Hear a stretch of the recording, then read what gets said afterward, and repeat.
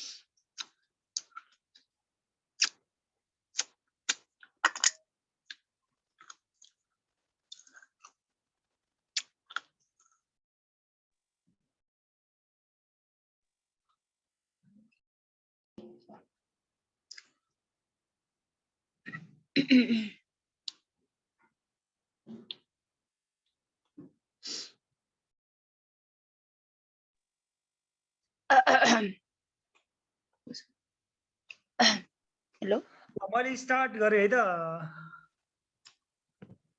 साथीहरु मैले सुरु गरेँ तपाईहरु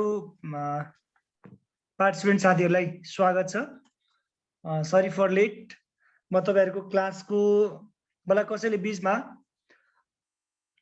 कन्टिन्यू जाने क्रममा केही समस्या हो भने तपाईले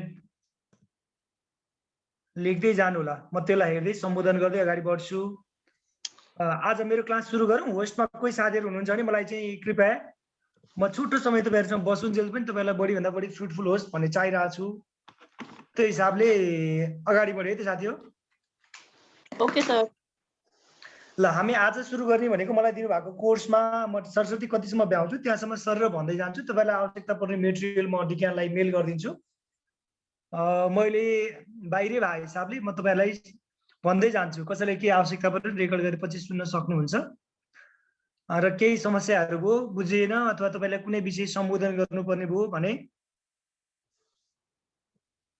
तपाईहरुले कमेन्ट गरेको म हेर्दै जान्छु र टेन्टेटिभ आइडियाहरु किन पढ्ने के गरी लेख्ने कुराहरु अस्ति पनि बताए म सर र अब क्वेशनको आन्सर दिनुभन्दा पूर्व क्वेशन कम्तीमा दुई पटक पढ्न तपाईलाई अनुरोध गरे र क्वेशनले सोधेपछि ठ्याक्क त्यसको ब्याकग्राउन्ड बाँध्दै अगाडि बढ्ने कुरा रह्यो र तपाईलाई दिएको टपिक मध्ये म आज साइबर अपराधबाट सुरु गर्छु विद्युतीय अपराध साइबर क्राइम जुन भन्छ मैले कसरी सुरु गर्दै तपाईले लेख्दा कसरी बेस्ट हुन्छ र यसमा के कुरा छुटाउनु हुँदैन भन्ने कुराहरु भन्दै जान्छु म साइबर अपराध भन्ने बित्तिकै मैले सुरु गर्ने पोइन्ट भनेको नयाँ अपराध नयाँ हतियार माथि सुरुमा एउटा स्लोगन जस्तो लेख्छु मैले अनि त्यसपछि प्लिज हाम्रो यो साइबर क्राइमहरु चाहिँ हामीले पढिसकेको छ है क्लासमा अलरेडी अनि यो थुन्चेक तथा त्यो खानतलासी त्योहरु चाहिँ अलि राम्ररी पढेको छैन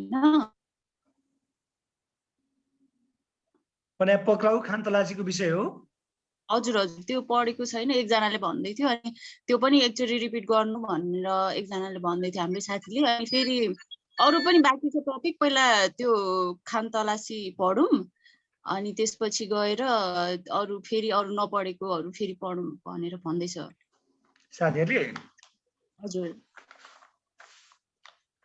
ओके साथीहरुले भिडियो भनिरहनु भएको छ म चाहिँ अहिले बाहिर छु अन ड्युटीमा भए हिसाबले तपाईहरुसँग सबै कुराहरु मैले आफ्नो टाइम सकेसम्म फ्रुटफुल होस् भनेर है साथी सरले मलाई धेरै रिक्वेस्ट गरिराख्नु भएको थियो तपाईलाई के चीज शेयर गरौँ भन्ने हो मैले वास्तवमै यो क्लासहरु आफूसँग भएको नलेजहरु के शेयर गर्न तपाईहरुसँग चाहिँ रहर भएर मात्रै अरु चीजहरु पछि भन्दै जान्छु ल मैले तपाईहरुले भने अनुसारै म खानतलासीबाट सुरु गर्छु तपाईहरुलाई सोध्ने भने यसमा मलाई जहाँसम्म लाग्छ खानतलासी भने के हो खानतलासी गर्ने कानुनी व्यवस्थाहरु के छन् र खानतलासी गर्दा ध्यान दिनुपर्ने कुराहरु अब तपाईहरुले भनेको अनुसार कसैलाई पिडीमा जानु पर्यो कसैले एउटा कोर्स भन्नु भने मलाई चाहिँ होस्टले चाहिँ भनिराख्नुहुन्छ म त्यसरी अगाडि बढिरहन्छु बरु छोटोमा तपाईहरुलाई म लेख्ने तरिका र त्यो छुटाउन नहुने चीजहरु भन्दै जान्छु हामीले पढ्ने क्रममा लेख्ने क्रममा र तयारी गर्ने क्रममा धेरै तयारी गरेका हुन्छौं लेख्नु पर्ने चीजहरु म छोटकरीमा भन्दै जान्छु तपाईहरुलाई जस्तो खानतलासी भनेपछि तपाईको कन्सेप्टमा के आउनु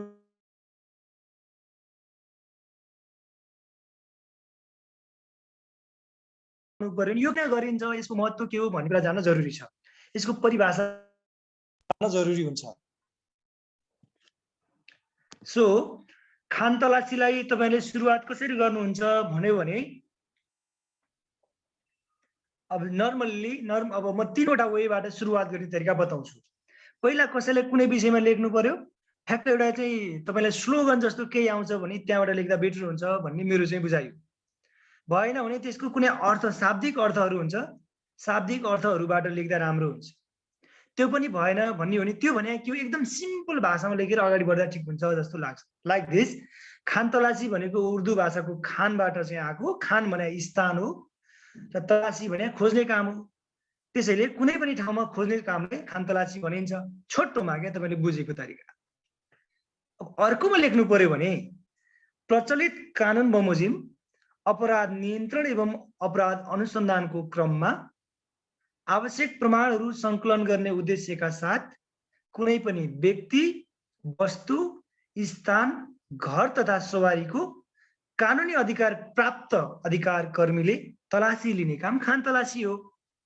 मैले भनेको बीचमा सबै कुराहरू आउँछन् पहिला यो के हो किन गर्ने कसले गर्ने भन्ने कुरा आउन जरुरी छ मैले फेरि दोहोर्याए तपाईहरुलाई प्रचलित कानुन बमोजिम किन लेख्ने त भन्दा कि त अपराध नियन्त्रण गर्न कतै अपराध हुँदैछ भने त्यसलाई नियन्त्रण गर्नु पर्यो अपराध भइसकेको छ भने त्यसलाई अनुसन्धान गर्नु पर्यो त्यसैले प्रचलित कानुन बमोजिम अपराध नियन्त्रण एवं अपराध अनुसन्धान गर्न के पाइन्छ त्योबाट भन्दा आवश्यक प्रमाणहरू पाइन्छ आवश्यक प्रमाणहरू संकलनको लागि के को तलासी लेख्न सकिन्छ भनेर तपाईले एक्जाममा पनि सोच्दै लेख्न पनि सक्नुहुन्छ व्यक्ति भयो हामी व्यक्ति भयौं हामीसँग भएको चीजबीज वस्तुहरू भयो हामी स्थानहरू ठाउँहरू भयो अथवा घर हो अथवा सवारी साधन हो यसलाई चाहिँ कानुनी अधिकार प्राप्त अधिकारीले तलासी लिने काम खानतलासी हो भनेर लेख्न सक्नुभयो भने तपाईको एउटा पाठ सकियो माथि खानतलासी भने के हो भन्ने सिम्पल चाहिँ खान भनेको ठाउँ हो तलासी भनेको खोज्ने काम हो कानुनी अधिकार प्राप्त अधिकार कर्मीले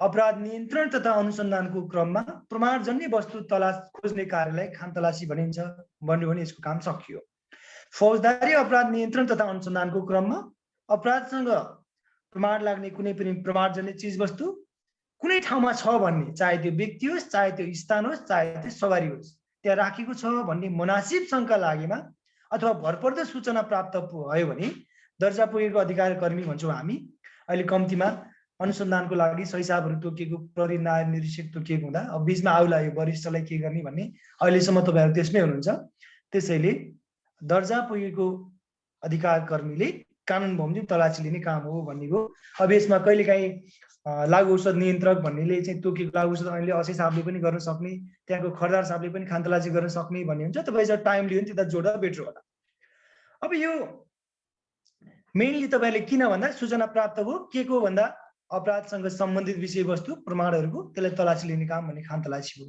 खानतलासी किन गर्ने भनेर कहिलेकाहीँ यसको उद्देश्य के हो भन्दियो भने अपराध नियन्त्रण गर्न अभियुक्तलाई पहिचान गर्न अपराधसँग सम्बन्धित व्यक्ति वा माल सामानहरू यहाँ छ भन्ने कुरा बरामद गर्न अथवा पक्राउ गर्न खानतलासी गरेर जब प्रमाणहरू ल्याइन्छ त्यो नै कडी हो खानतलासीबाट प्राप्त प्रमाण चाहिँ अनुसन्धानको कडीको रूपमा खोज्न तपाईले अनुसन्धान गरेर अभियोग प्रमाणित गर्न सबुत प्रमाण बरामद गर्ने गरिन्छ सबुत प्रमाण आधार भनेकै खानतलासी भएको हुनाले दिमागमा सरसर्ती 3-4 कुराहरू राख्नु किन चाहियो भन्दा सुरुबाट अपराधको बारे पहिला पत्ता लगाउन दोस्रो अपराध भएको कन्फर्म भइसकेपछि अपराधी पत्ता लगाउन तेस्रो अपराधी पनि पत्ता लगाइसकेपछि अपराध र अपराधी बीचको सम्बन्ध स्थापना गरी अभियोग प्रमाणित गर्न भन्छ यसमा र अन्ततगत अपराधीलाई दण्ड र सजाय दिलाउन यो गर्ने गरिन्छ भनिन्छ मैले 3 खानतलासी के गर्छ भन्दा जेनरली व्यक्तिको हुने भयो कुनै ठाउँको हुने भयो कुनै सवारी साधनको हुने भयो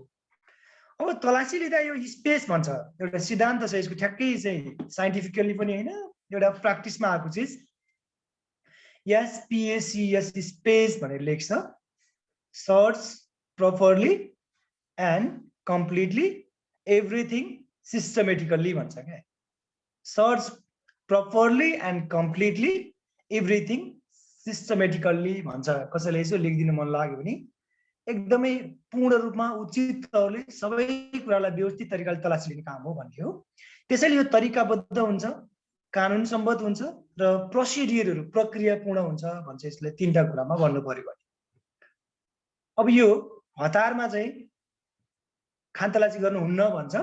त्यसैले यसको FIRST फर्स्ट भन्ने हामीले चाहिँ लेख्थ्यौँ क्या त्यतिखेर। यो भनेको के हो भने पहिला फिल गर्ने, इनहेल गर्ने, रिमुभ गर्ने, स्मेलहरू चाहिँ यसको ट्रुथ के हो भन्ने कुरा चाहिँ टच गरेर पत्ता लाग्छ भन्छ। यति धेरै भाषमा जानु परेन तपाईँहरूलाई, जेनरली मैले दोहोऱ्याएँ। खानतलासी भनेको के हो भन्ने कुरा तपाईँले 3-4 लाइन लेख्न सक्नु पर्यो।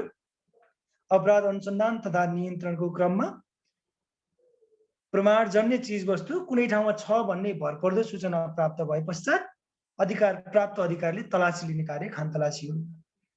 खानतलासी सम्बन्धी कानुन के छ भन्यो भने अहिले मुलुकी फौजदारी कार्यविधि संहिताको दफा 18 ले व्यवस्था गरेको छ। तपाईहरु अब दफातिर जाँदा कन्फ्युजन हुन्छ। अब दफा लेख्ने कि नलेख्ने भन्ने कुरा नि म तपाईलाई क्लियर गरिहाल्छु। आउने छ एकदमै कन्फर्म छ भने दफा लेख्दा असाध्यै राम्रो, किनभने यसलाई लिगल ज्ञान छ भन्ने हुन्छ। दफा 18 को ठाउँमा 19 लेखिदिनु भयो भने दफै फरक पर्यो। 18 मा चाहिँ खानतलासी छ, 19 मा मुचुल्का। खानतलासी गरेपछि मुचुल्का गर्नु पर्यो नि त, मुचुल्का गर्ने सम्बन्धी छ, कुरा बिग्रिन्छ।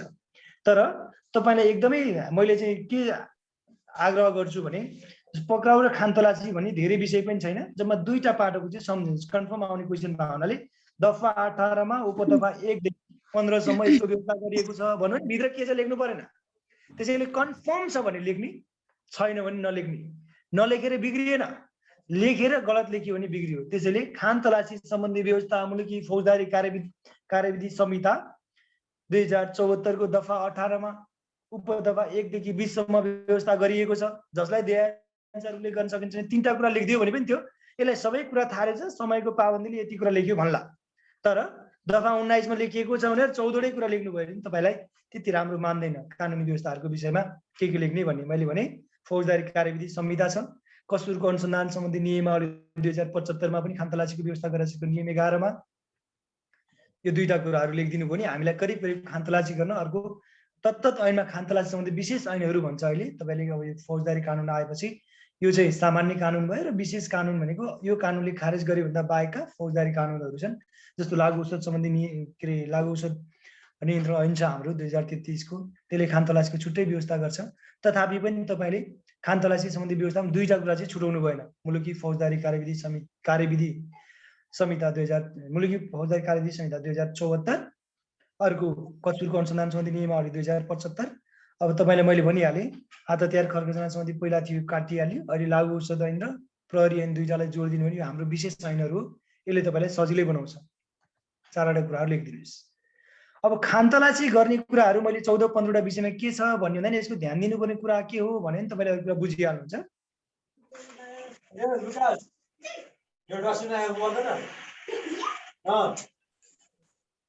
अब तपाईलाई अन्तर्राष्ट्रिय कुराहरू लेख्नुपर्छ जस्तो लाग्छ, एउटा दुईटा सम्झिनुहुन्छ भने यो मानव अधिकार सम्बन्धी UDHR को धारा 19 मा पनि गोपनीयतालाई अतिक्रमण नगरिने गरी खानतलासी गर्नुपर्छ भन्छ। संविधानको धारा 17 र 28 ले स्वतन्त्रताको हक र गोपनीयताको हकको अन्डरमा रहेर खानतलासी गर्नुपर्छ भन्छ। यो कुराहरू छाउन सक्नुहुन्छ। मैले टेन्टेटिभ सबैले चाहिने चिज चाहिँ खानतलासी गर्दा ध्यान दिनुपर्ने कुराहरू के हो भन्नु हो भने दफा 18 को 1 देखि 15 सम्मको सबै कुरा आउँछ। म यसलाई तपाईले चाहियो भने फेरि त्यो पनि भन्छु। जेनरली खानतलासी गर्नुभन्दा पूर्व तपाईले सम्झिने के हो त, मानिलिउँ म कुनै अपराधजन्य चाहिँ प्रमाण लुकाएको ठाउँमा जाँदैछु, म तलासी कसरी लिने भनेर सोच्ने। जाने बित्तिकै पहिला खटिएको टोली कमान्डर र टोलीको तलासी दिनुपर्छ। खानतलासीको समय यो कुन पछि कुन लेख्ने भन्नेमा कन्फ्युजन हुनु परेन, जे लेखे पनि भयो, चिज चाहिँ आउनु पर्यो। खानतलासी गर्नु पूर्व आफ्नो र आफ्नो टोलीको तलासी दिने। खानतलासी चाहिँ दर्जा पुगेको अधिकृतले मात्रै गर्ने। खानतलासी गर्नु पूर्व सम्बन्धित व्यक्तिलाई खानतलासी पूर्जी दिने। कानुन बमोजिम समयको पालना भन्छ, जरुरी बाहेकमा सामुदायिक अवस्थासम्म हुने। अहिले यो कानुनले त्यस्तो व्यवस्था त्यति धेरै यसलाई कम्प्लिकेटेड बनाएको छैन, आवश्यकता अनुसार गर्ने भन्छ, तैपनि समयको पालना गरिदिने भन्छ।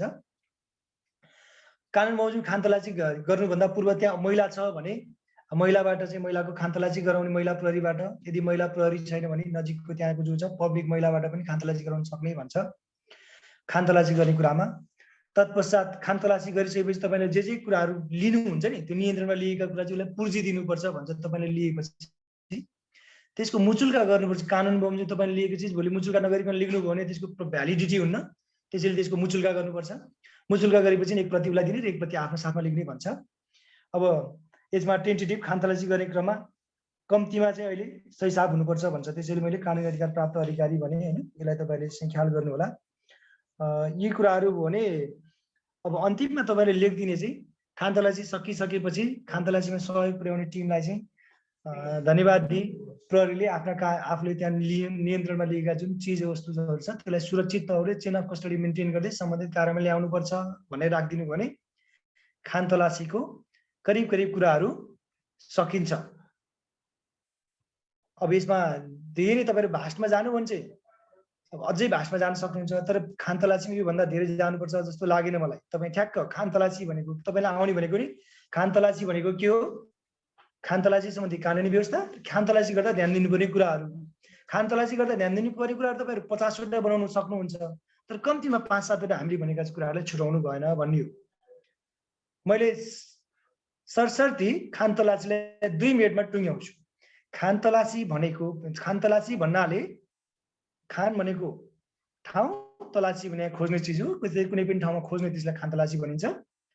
अलि राम्रो परिभाषा दिने अर्को बुलेटमा अधिकार प्राप्त अधिकारीले अपराध नियन्त्रण तथा अनुसन्धानको क्रममा प्रमाणजन्य लाग्ने चिज वस्तुलाई कुनै व्यक्ति, स्थान वा सवारी तलासी गर्ने कामलाई खानतलासी भनिन्छ भनेर पनि सकिहाल्यो। कानुनी व्यवस्था भन्यो भने दफा 18 मा उपदफा 1 देखि 15 सम्म यसको व्यवस्था गरिएको छ भनेर लेखिदिनु भने सजिलो होला। त्यति धेरै भाषामा त जानु परेन, तपाईहरुले पछि लेख्छु। त्यसैले जेनरली यो कानुनी व्यवस्था छ भने 4-5 वटा कानुनहरु चाहिँ लेख्नुस् तपाईहरुले।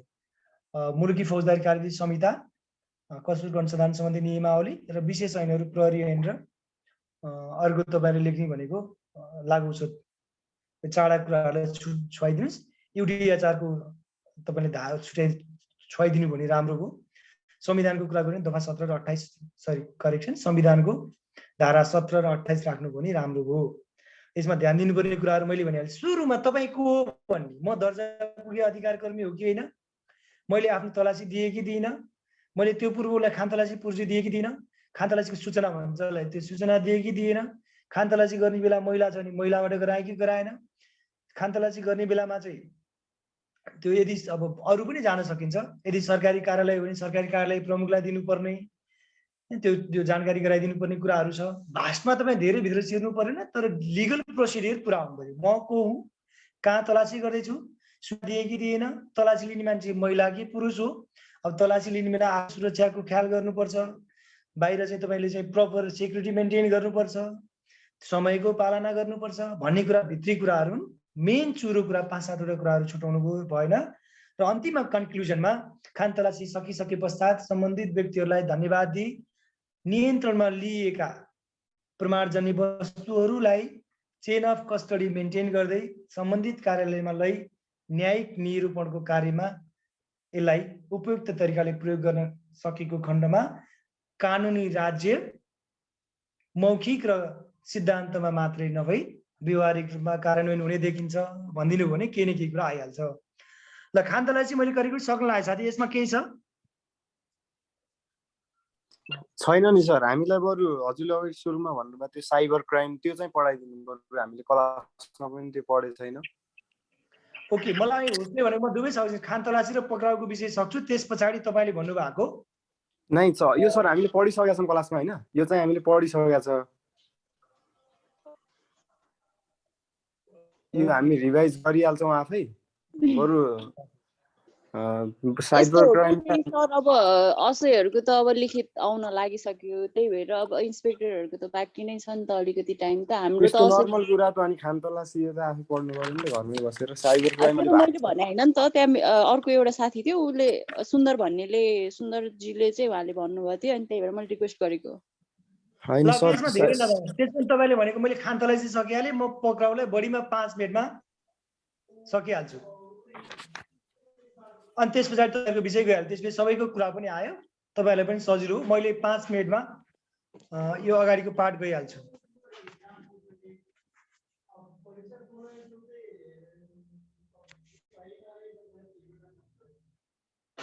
बुझिराख्नु भएको साथी हो?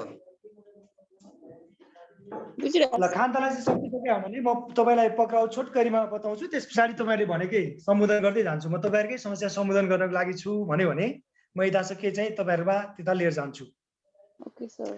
पक्राउ भने के हो? पक्राउको कानुनी व्यवस्था, बिना वारेन्ट पक्राउ तपाईँलाई र पक्राउ र थुनुवा पूर्जीको चाहिँ केही कुराहरू आउन सक्छन्।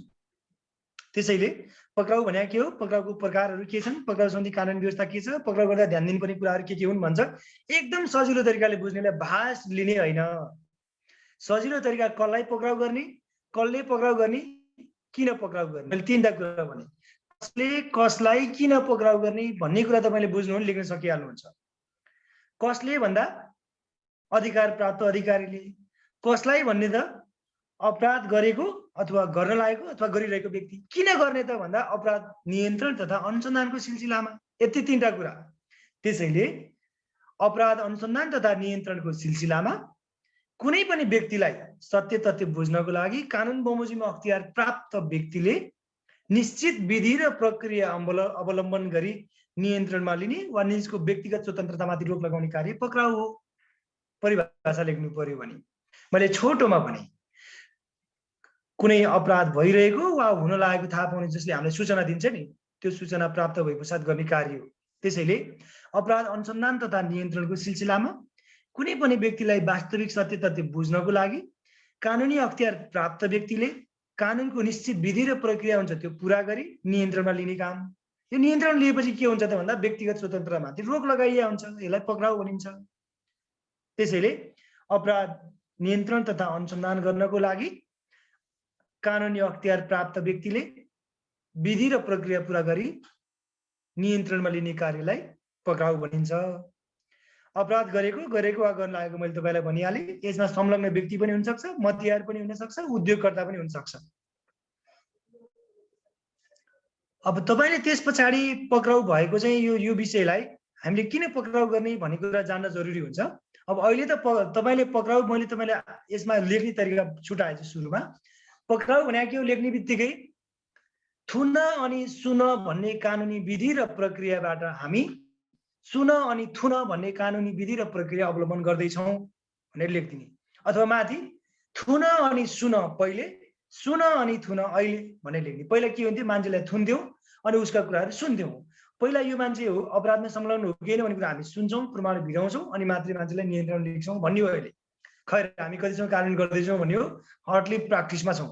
त्यसैले मान्छे किन पक्राउ गर्ने भन्यो भने अपराधसँग सम्बन्धित सम्बद्ध प्रमाण नष्ट गर्छ भने, निज भागेर फरार हुन सक्छ, भाग्ने सम्भावना हुन्छ भने, निजले त्यो प्रमाणहरू लोप गरेर अन्यत्र कतै लुकाउन सक्छ भन्ने कुरा हो भने हामीले पक्राउ गर्नै पर्छ, तत्काल पक्राउ गर्नुपर्छ भन्ने हो। अब यसलाई चाहिँ अनुसन्धानको दायरा साँग्रो पार्न, तत्काल प्रमाण कलेक्सन गर्न, कानुनको दायरामा ल्याउन, त्यसको मोडस अपरेन्डी हुन्छ त्यो तत्काल लाउन, शान्ति सुरक्षा कायम गर्न, विभिन्न कुराहरू लेख्न सक्छौँ। तर दुईटा कुरा, प्रमाण लोप र नष्ट हुन नदिने, उसलाई भाग्न नदिने, तत्काल पक्राउ गर्ने हो भन्छ। अब पक्राउ पहिला चाहिँ तपाईँको बिना वारेन्ट पक्राउ, वारेन्ट सहितको पक्राउ भन्थ्यौँ हामीले। अब अहिले हामी बिना वारेन्ट पक्राउ भन्ने कुरै गर्दैनौँ। अहिले पक्राउ दुई तरिका हुन्छ, एउटा जरुरी पक्राउ, एउटा पक्राउ मात्रै हुन्छ। जरुरी पक्राउ पूर्जी दिने र पक्राउ पूर्जी भन्ने दुईटा प्रक्रिया छ। दफा 9 मा जरुरी पक्राउ पूर्जी घटनास्थलमै तत्काल अपराधी फेला पर्यो, त्यसले थप प्रमाण नष्ट गर्न सक्छ भने तुरुन्तै लिएर आएर कोर्टमा लगेर यसलाई सदर गराउने प्रक्रिया। अर्को भनेको यो मान्छे चाहिँ अपराधी हो भन्ने कुरा चाहिँ हामीलाई शङ्का लागेको व्यक्ति, शङ्कास्पद व्यक्ति नियन्त्रण लिन कोर्टमा पहिला हामी आदेश माग्छौँ, आदेश लिएपछि उसलाई पक्राउ पूर्जी दिएर नियन्त्रण लिन्छ। दुईटा प्रक्रिया हो। पहिला यसको धेरै झन्झट थियो, अहिले बिना वारेन्ट भन्ने प्रहरी नियमावली के प्रहरी अब हाम्रो ऐनले चाहिँ छ। अब हामी त्यसलाई चाहिँ कार्यान्वयनमा ल्याउँदैनौँ, कम्तीमा पनि त्यही कानुन कार्यान्वयन गर्दा पनि जरुरी पक्राउ पूर्जी दिन्छौँ। त्यसैले जरुरी पक्राउ पूर्जी र सामान्य पक्राउ पूर्जी हामीसँग दुईटा मात्रै छन् भन्ने हो। अब बिना वारेन्ट पक्राउ गर्ने चाहिँ व्यवस्था तपाईँलाई थाहा छ। हामीसँग प्रहरी ऐनको दफा 17 मा गरेको 7 वटा व्यवस्थाहरू छ, त्यसलाई तपाईँले पढ्नै पर्यो। मैले भनेर पनि तपाईँलाई कण्ठ गराएर पनि यसको काम छैन, तपाईँले यसलाई ख्याल गर्नु पर्यो। 6 वटा विषयहरू जेनरली भनेको 3 वर्षभन्दा बढी कैद सजाय हुने चाहिँ अपराध गरेका छन् त्यसलाई ल्याउनु पर्यो, फरार घोषित फरार अपराधी छ भने त्यसलाई ल्याउनु पर्यो, कर्फ्यूको समय हिँडुल गर्ने शङ्कास्पद व्यक्ति हुनेको, बिना चाहिँ कारण रातमा चाहिँ हात हतियार खर्कजना बोकेर हिँड्ने मान्छे हो, कानुन बमोजिम थुनिएको ठाउँबाट भागेको मान्छे, यो फोर्स भन्छ। फोर्स भने नेपाली सेना तथा प्रहरी फोर्स छोडी भागेको मान्छे भन्छ। यी अपराध गरेका मान्छेलाई बिना वारेन्ट भन्छ। यो सम्झिन जरुरी छ। पक्राउ सम्बन्धी तपाईँले मैले अहिले भनिहालेँ, युडी आचारको धारा 9 जेमा पनि पक्राउ र खान्तलाई दुवैमा काम लाग्छ, यो सम्झिनुहोस्। ठेगो जस्तो हुन्छ, युडी आचार 1948 धारा 9 भने दुईटैमा लेख्न मिल्छ। आइसिसिपिआर 1966 यसलाई पनि सहज हुन्छ तपाईँहरूलाई। राष्ट्रिय मापदण्ड हो, नेपालको संविधान छ, प्रहरी ऐन छ, प्रहरी नियमावली छ, मुलुकी यता चाहिँ अपराध संहिता छ, फौजदारी कार्यविधि संहिता छ, के को लागि गर्ने भन्ने, आवश्यक वस्तु संरक्षण ऐन छ, लागु औषध छ, सैनिक ऐन छ। त्यो हुनाले सम्बन्धित ऐनहरू छन् भने 3-4 कुरा लेखिन्छ, यसमा धेरै ज्यादा जानु पर्दैन। फौजदारी कार्यविधि संहिता 2074 को दफा 9 मा यसको व्यवस्था गरिएको छ भन्ने, दफा 9 को चाहिँ कुराहरू तपाईँले लेख्न सक्नुहुन्छ। मैले तपाईँलाई सिधै पक्राउ गर्दा ध्यान दिनुपर्ने कुराहरू के हुन् भन्नेतिर लान्छु। अब यसमा अहिले चाहिँ तपाईँले सरस्वती पक्राउ गर्नु पूर्व के गर्ने, यसमा 3टा कुरा थियो। आफ्नो टोलीको सुरक्षा गर्नु पर्यो, कानुनको पालना गर्नु पर्यो, मान्छे नियन्त्रणमा ल्याउनु पर्यो भनेपछि पक्राउ गर्नु पूर्व, पक्राउ गर्ने क्रममा, पक्राउ पश्चात भनेर 3टा लेख्न पनि सक्नुहुन्छ, सरस्वती जानु पनि हुन्छ। म जेनरली पक्राउ गर्नु पर्ने पूर्व जरुरी पक्राउ पुर्जी दिनुपर्ने, पक्राउ पुर्जी दिनुपर्ने, त्यसलाई फिक्स गर्ने, आफ्ना टोलीलाई ब्रिफिङ गर्ने, सेक्युरिटीका चाहिँ मेजरहरू ख्याल गर्ने। अब पक्राउ सम्बन्धी कानुन व्यवस्था के छ जानकारी राख्ने भन्छ, त्यो आफ्नो जनशक्तिहरूलाई चाहिँ अब हतकडीदेखि हात हतियारका कुराहरू ब्रिफिङ गर्ने भन्छ। अब अदालतबाट चाहिँ पक्राउ पुर्जी जारी गरिने, अदालतबाट ल्याउने, होइन भने आफ्नो जरुरी पक्राउ पुर्जी दिने भन्छ। यो पूर्वका कुरा हो। अब पक्राउको क्रममा जरुरी पक्राउ पुर्जी भयो भने तत्काल त्यहाँको चाहिँ खटिएको प्रहरी कर्मचारी जसले पनि दिन सक्छ साथै जरुरी पक्राउ पुर्जी चाहिँ प्रहरी कर्मचारीले, र कोर्टको आदेशले छ भने पक्राउ पुर्जी दिने भन्छ। अब त्यही अहिले हामीले भने जस्तै महिलालाई पक्राउ गर्नु पर्यो भने महिला प्रहरीबाट गर्ने, महिला प्रहरी भएन भने अब सकेसम्म चाहिँ महिला पब्लिकलाई सुनाउने गर्ने, भएन भने पुरुष प्रहरी कर्मचारीले गर्दा चाहिँ महिलाको संवेदनशीलता ख्याल गर्ने भन्छ। अब पक्राउ गर्नु पूर्व उसलाई चाहिँ तपाईँले पक्राउ पुर्जी दिने कुरा गर्ने बित्तिकै कसले पक्राउ गर्ने भन्ने हो। ल्याएपछि के गर्ने भयो भन्दा पहिलाको कुरा अहिले फरक छ। पहिला चाहिँ 24 घण्टाभित्र मुद्दा हेर्ने अधिकारीकोमा लाने भन्थ्यो। अहिले चाहिँ जरुरी पक्राउ पुर्जी दिएर ल्याएको छ भने तत्काल कोर्टमा लगेर पक्राउ पुर्जी जारी गर्ने, कोर्टबाट जारी भएको पक्राउ पुर्जी सहित ल्याएको छ भने चाहिँ 24 घण्टाभित्र मुद्दा हेर्ने ठाउँमा चाहिँ पेश गर्ने भन्ने हो यसको। अर्को पक्राउ भएको बाटोको ब्याज बाहेकका कुराहरू भइहाल्यो।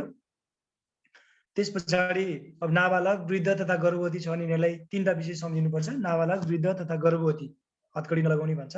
वैदेशिक कूटनीतिक सम्बन्धमा विदेशी राज्य र कूटनीतिक प्रतिनिधिको सुविधा तथा उन्मुक्ति ऐन 2047 ले भनेको छ, सोही अनुसार गर्नुपर्छ भन्छ। सैनिक कर्मचारीले पक्राउ गर्दा सैनिक ऐनको दफा 66 अनुसार गर्ने। अब प्रतिनिधि सभा, राष्ट्रिय सभाको सदस्य पक्राउ गर्दा संविधानको व्यवस्था अनुसार गर्ने। अब सरकारको बालवाला कर्मचारीलाई पक्राउ गर्नु पर्यो भने कार्यालय प्रमुखलाई जानकारी दिने, यो कुरा भनिहालेँ मैले। अब मिनिमम युज अफ फोर्स, सकेसम्म कमभन्दा कम बल प्रयोग गर्ने, ल्याएपछि समयमै पेश गर्ने। त्यसैले 5-7 कुराहरू कोर कुरा छ पक्राउ गर्दा ध्यान दिनुपर्ने कुरा। म दोहोऱ्याएँ तपाईँहरूले, पक्राउ गर्नु पूर्व जरुरी दिने कि पक्राउ पुर्जी दिने ख्याल गर्ने, पक्राउ पुर्जी दिएर मात्रै पक्राउ गर्ने, न्यूनतम बलको प्रयोग गर्ने, महिलालाई महिला प्रहरी कर्मचारी भएन भने संवेदनशीलता बुझ्दै पुरुष कर्मचारी नियन्त्रणमा लिग्ने, नियन्त्रणमा लिग्ने बित्तिकै जरुरी छ भने तत्काल कोर्टमा पेश गर्ने, होइन भने 24 घण्टाभित्र बाटोको ब्याज बाहेक 24 घण्टाभित्र पेश गर्ने। यी कुराहरू तपाईँले सम्झिनुभयो भने खासै पक्राउमा अरू विषयहरू तपाईँलाई मैले बताउनु पर्ला जस्तो लागेन। अब साथीहरूले भन्नुभएको म साइबर क्राइमतिर जाउँ त साथीहरू, के छ? हस् सर, साइबर क्राइम चाहिँ अलि हामी त्यो पढाउनु।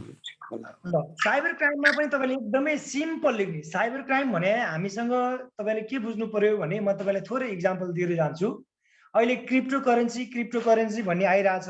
10,000 भन्दा बढी चाहिँ क्रिप्टो करेन्सीका प्रकारहरू छ भन्छ। हामीले बिटकोइन भनेर सुनिरहेछौँ।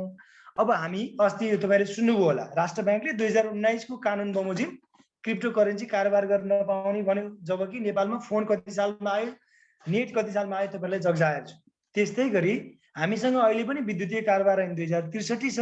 हामी जतिखेर के थियौँ त, तपाईँलाई थाहा छ होला, किप्याडवाला मोबाइल भन्ने कुरा बुझ्नुहुन्छ, अथवा त्यतिखेर त्यो जमाना थियो। त्यो बेलामा ल्याएको कानुनले चाहिँ कार्यान्वयन गर्दैछौँ। नयाँ कानुन हाम्रो चाहिँ संसदबाट पास भइसकेको अवस्था छैन। त्यसैले त्यतिखेरको अवस्थालाई चाहिँ हामीले के भन्यौँ, कम्प्युटर तथा कम्प्युटर जन्य प्रविधिको प्रयोग गर्ने अपराध विद्युतीय अपराध हो भन्थ्यौँ। अब अहिले त्यसमा हामीले के जोड्यौँ त, कम्प्युटर तथा कम्प्युटर जन्य प्रविधि, अर्को कमामा इन्टरनेटको प्रयोग गरी भनेर लेख्ने भएको छौँ। त्यसैले यसको सुरुवात कसरी गर्ने, साइबर अपराध अथवा साइबर क्राइम विद्युतीय अपराध भन्ने बित्तिकै मैले चाहिँ 2टा विधि अपनाउँछु। नयाँ अपराध, नयाँ हतियार भने यो अपराध गर्ने नयाँ हतियार भएको छ भनेर लेख्छु। सबैले अलिअलि भए पनि जानकारी भएको, डेप्थमा नलेज असाध्यै कमीलाई मात्रै भएको अपराध विद्युतीय अपराध हो। सबैको हातमा इन्टरनेट छ, हातमा फोन छ, प्रत्येक ठाउँमा इन्टरनेटको चाहिँ हामी सुविधामा काम गरिरहेछौँ, तर हामीसँग यसको बारेमा नलेज कमै भएको कारणले गर्दा अब अहिले तपाईँ भोलि जब फिल्डमा आउनुहुन्छ त्यसपछि देख्नुहुन्छ हरेक घटना काहीँ न काहीँ साइबर क्राइमसँग जोडिएको छ। अहिलेसम्म पनि डिस्ट्रिक्ट कोर्टले काठमाडौँले मात्रै यो हेर्छ, 77 जिल्लाबाट सिफारिस भएर जान्छ, यस्तो प्रकृतिको चाहिँ समस्याहरू देखिन्छ। ओके, म सर र भन्छु अनि तपाईँहरूलाई म छोटोमा जानकारी पनि गराउँछु कसरी लेख्ने भनेको कुरा। मैले भने नि नयाँ अपराध, नयाँ हतियार, कम्प्युटरजन्य प्रविधि तथा इन्टरनेटको दुरुपयोगबाट हुने अपराधलाई साइबर अपराध भनिन्छ, विद्युतीय अपराध भनिन्छ भने भइहाल्यो। जेनरली कम्प्युटरजन्य प्रविधि र इन्टरनेटको दुरुपयोग गरेर गर्ने अपराधहरू, यो वर्ड चाहिँ तपाईँले नछुटाउनु। त्यसैले कम्प्युटर सामग्रीमा अनधिकृत कसैले पहुँच पुर्याउने, कम्प्युटर सामग्रीमा सूचना प्रणालीमा क्षति पुर्याउने, विद्युतीय स्वरूपका गैर कानुनी कुराहरू प्रकाशन गर्ने, गोपनीयता भङ्ग गर्ने कुराहरू गर्ने, झुटा ब्यौराको सूचनाहरू चाहिँ विद्युतीय माध्यमबाट प्रेषण गर्ने, यी कार्यहरू भयो भने के भनिन्छ त विद्युतीय अपराध हो भन्ने बुझिन्छ। यो गरेर के चाहिन्छ त के चिज चाहियो भने कम्प्युटर सूचना प्रविधि र इन्टरनेटको माध्यम चाहिन्छ। त्यसैले यो तीनटा वर्ड नछुटाउने, मैले माथिको भनेका कुराहरू जोड दिने। हेरौँ है त, कम्प्युटरजन्य प्रविधि तथा इन्टरनेटको दुरुपयोग गर्दै अनाधिकृत रूपमा पहुँच पुर्याउने, सूचना प्रणालीमा क्षति पुर्याउने, गैर कानुनी कुराहरू प्रकाशन गर्ने, गोपनीयता भङ्ग गर्ने लगायतका गैर कानुनी कार्यहरूलाई साइबर अपराध भनिन्छ भनेर लेखिदिने। यो के हो त कम्प्युटर र सूचना प्रविधिको दुरुपयोग हो। विद्युतीय साधनहरूमा इन्टरनेटको प्रयोग गरी अरूको व्यक्तिगत वा सार्वजनिक जीवनमा खलल पार्ने, व्यक्तिगत एवं सरकारी विवरणहरू चोरी गर्ने, बेइज्जती गर्ने, वेबसाइटहरू ह्याक गर्ने लगायतका कार्यहरूलाई साइबर अपराध भनिन्छन् भनेर लेखिदिनु पनि सक्नुभयो तपाईँले।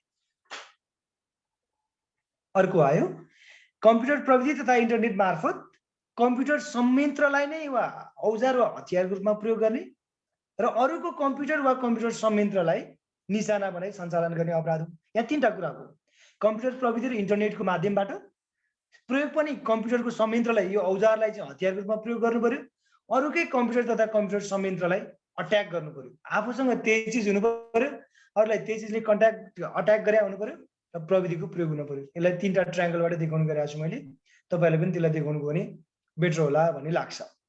त्यसैले अब धेरै कुरा मैले भने साइबर क्राइमको विषयमा मास्टर डिग्री अब छुट्टै चाहिँ के हुन्छ एउटा कोर्स बन्छ, तपाईँ त्यो कोर्सभित्र सिरेर साध्य लाग्दैन। त्यसैले तपाईँ सरफेसमा बुझ्ने हो यसका कस्ता कस्ता स्वरूपहरू हुन्छन् भन्यो भने तपाईँले कहिलेकाहीँ जस्तो ह्याक भयो भन्छ नि, ह्याकिङ गर्ने भन्छ, अनअथराइज एक्सेस गर्ने कुराहरू हुन्छ, जस्तो आइडेन्टिटी थेफ्ट गर्ने हुन्छ, तपाईँसँग भएको डकुमेन्टेसनहरू थेफ्ट गर्ने कुरा हुन्छ, फिसिङका कुराहरू हुन्छ, पाइरेसीका कुराहरू हुन्छ, हैन, साइबर टेरोरिजमका कुराहरू आइरहेछन् अहिले। यो दुई तीनटा कुराहरूलाई साइबर अपराध तपाईँले यो कुरा कमन टर्महरूलाई ख्याल गर्ने।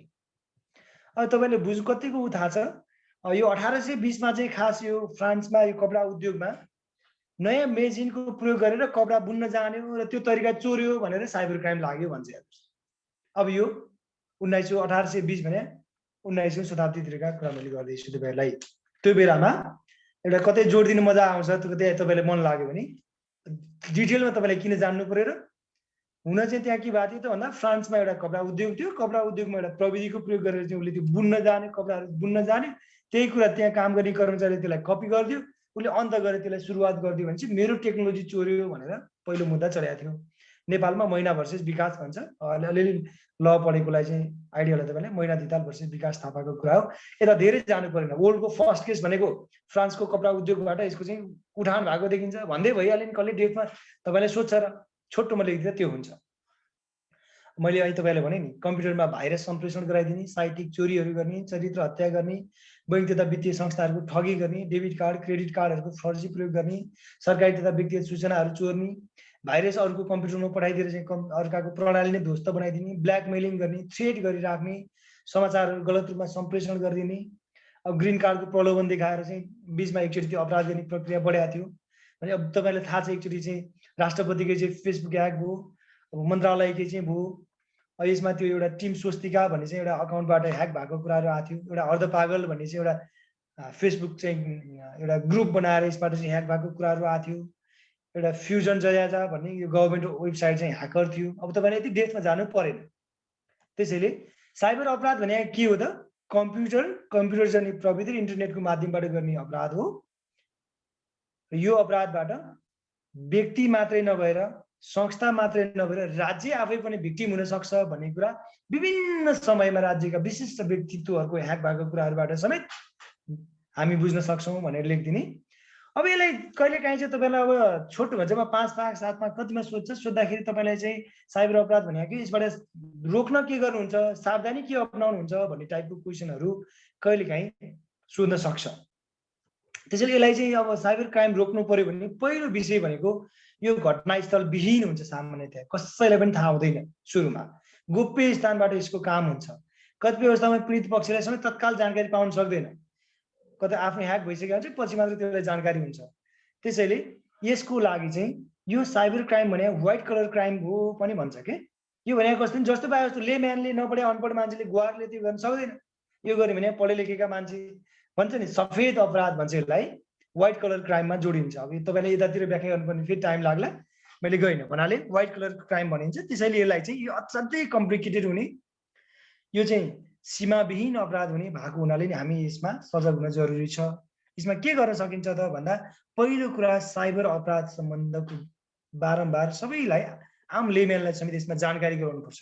साइबर अपराध सम्बन्धी प्रचार गर्ने, साइबर कानुन सम्बन्धी जानकारी गराउने र आफूले जो मान्छेले इन्टरनेट प्रविधिको प्रयोग गर्छ त्यसले आफूले चलाउने पासवर्डहरू स्ट्रङ राख्ने, अर्काले सामान्यतया अनुमान गर्न नसक्ने खालको राख्ने, समय समयमा चाहिँ त्यसलाई चेन्ज गरिराख्ने, कम्प्युटर चलाउनेहरूले एन्टिभाइरसहरू राखिराख्ने, त्यसलाई निरन्तर अपडेट गरिराख्ने, आफ्नो पासवर्ड र त्यसको डिटेलहरू अरू कसैलाई पनि नदिने, आफ्नो डिभाइस छुट्दा चाहिँ त्यसलाई लगआउट गर्ने, अर्काको सार्वजनिक कम्प्युटरमा गएर व्यक्तिगत विवरणहरू नखोल्ने र खोल्यो भने पनि अनिवार्य रूपमा बन्दै गर्ने, आफ्नो गोप्य विवरणहरू कसैलाई पनि नदिने, इन्टरनेटमा नराख्ने, सेभ गरेर पनि इभन नराख्नु भन्छ।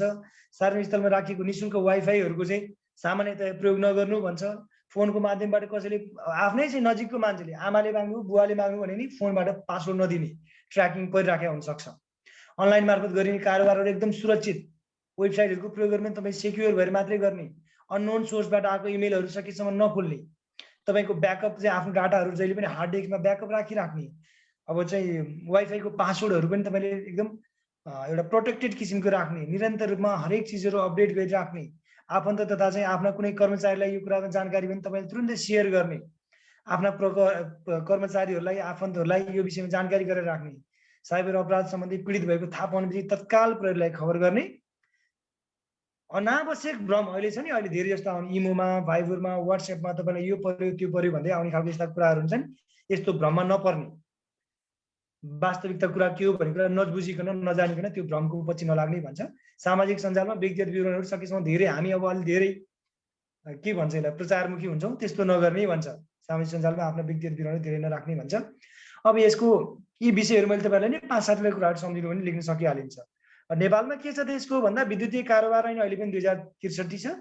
यसले निषेधित गरेका कार्यहरू छन् र कानुनी व्यवस्था पनि गरिएको छ। तर यो 2063 सालमा तत्कालीन समयमा निक्लिएका समस्याहरूलाई समाधान गर्न ल्याइएको कानुन भएको हुनाले अहिले चाहिँ अहिलेको परिप्रेक्ष्यमा भएको अपराधहरूले थिक्न सकेका छैन। त्यसैले साइबर क्राइम एक्ट नै भनेर आउँदैछ। अब यो पास नभएसम्म हामी यही हुन्छौँ भन्ने छैन। यो 73 सालदेखि कन्टिन्यू बनेर पेश भइरहेछ। यसमा पेश गरेपछि हरेक चिज नयाँ नयाँ कुरा आउने, सबै कुरा सम्बोधन गर्न सकिएन भन्ने, यसको लागि विज्ञ टोली चाहिन्छ। त्यो हिसाबले पनि हाम्रो संसदले अहिलेसम्म पास गरिसकेको अवस्था छैन भन्ने कुरा मैले तपाईँहरूलाई जानकारी गराएँ। यसमा समस्या चाहिँ कस्तो छ भन्यो भने विद्युतीय अपराध सम्बन्धी हामीसँग सचेतनाकै अभाव छ।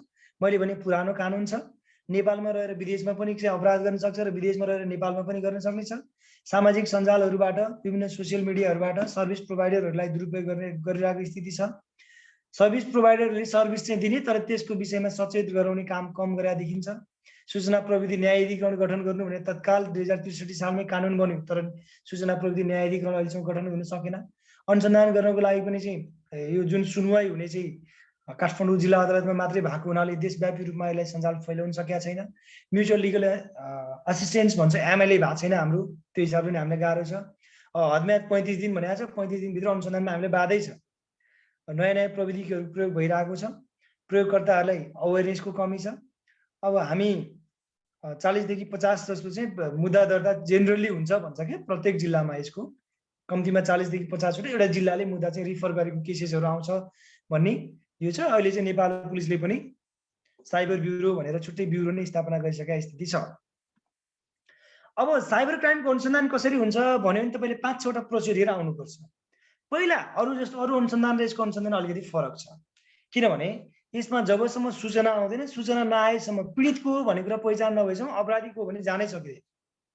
त्यसैले पहिला पीडितको हो भन्ने कुरा पत्ता लगाएर पीडितबाट चाहिँ तपाईँले उसको समन्वयमा फर्स्ट इन्फर्मेसन चाहिँ रेकर्ड गर्ने कुरा हुन्छ। कोअर्डिनेसन अफ यो इन्फर्मर अर भिक्टिम भन्छ, कसले सूचना दियो त्योसँग समन्वय गर्ने, इन्फर्मेसन एनालाइसिस एन्ड भेरिफिकेसन भन्छ। त्यो सूचना प्राप्त गरिसकेपछि त्यसलाई विश्लेषण गर्ने। त्यस पछाडि अब तपाईँले बल्ल सूचना विश्लेषण गरेर सत्य तथ्य हो भनेपछि मात्रै पुलिस डिप्लोयमेन्ट गर्ने भन्छ, प्रहरी परिचालन गर्ने। त्यस पछाडि इन्फर्मेसन एन्ड एभिडेन्स कलेक्सन भन्छ, थप सूचनाहरू लिने र त्योसँग सम्बन्धित प्रमाणहरू चाहिँ सङ्कलन गर्ने।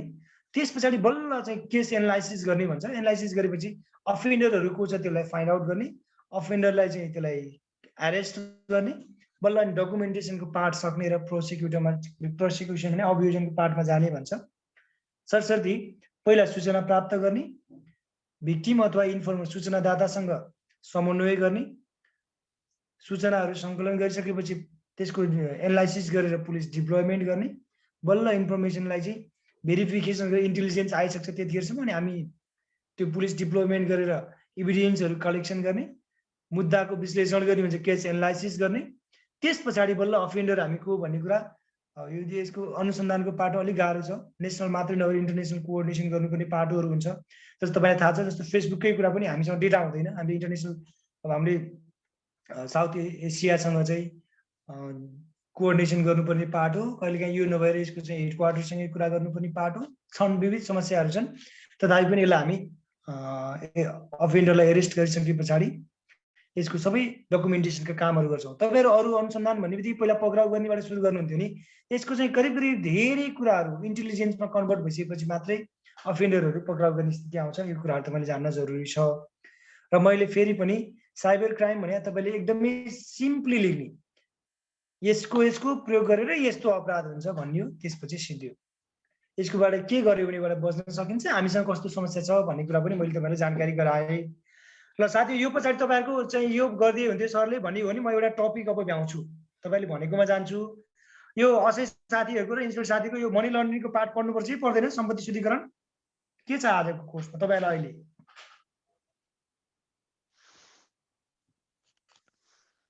सर यो नेपालमा सङ्गठित अपराध छ नि, सङ्गठित अपराधको बारेमा पढौँ न सर। ओके, अरू साथीहरूको के छ कि त्यो बाहेक?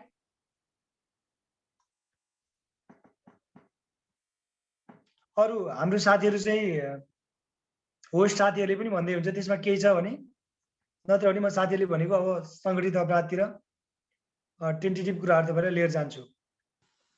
हुन्छ सर। हुन्छ, सङ्गठित अपराधतिर जाउँ। हुन्छ।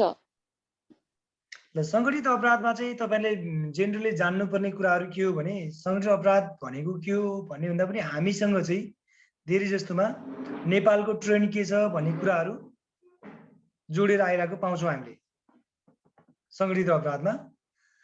सङ्गठित अपराध हुनलाई पहिला के हुनुपर्छ भन्ने कुरा बुझ्नुपर्छ, त्यसको नेचर के हुन्छ भन्ने कुरा बुझ्न जरुरी छ।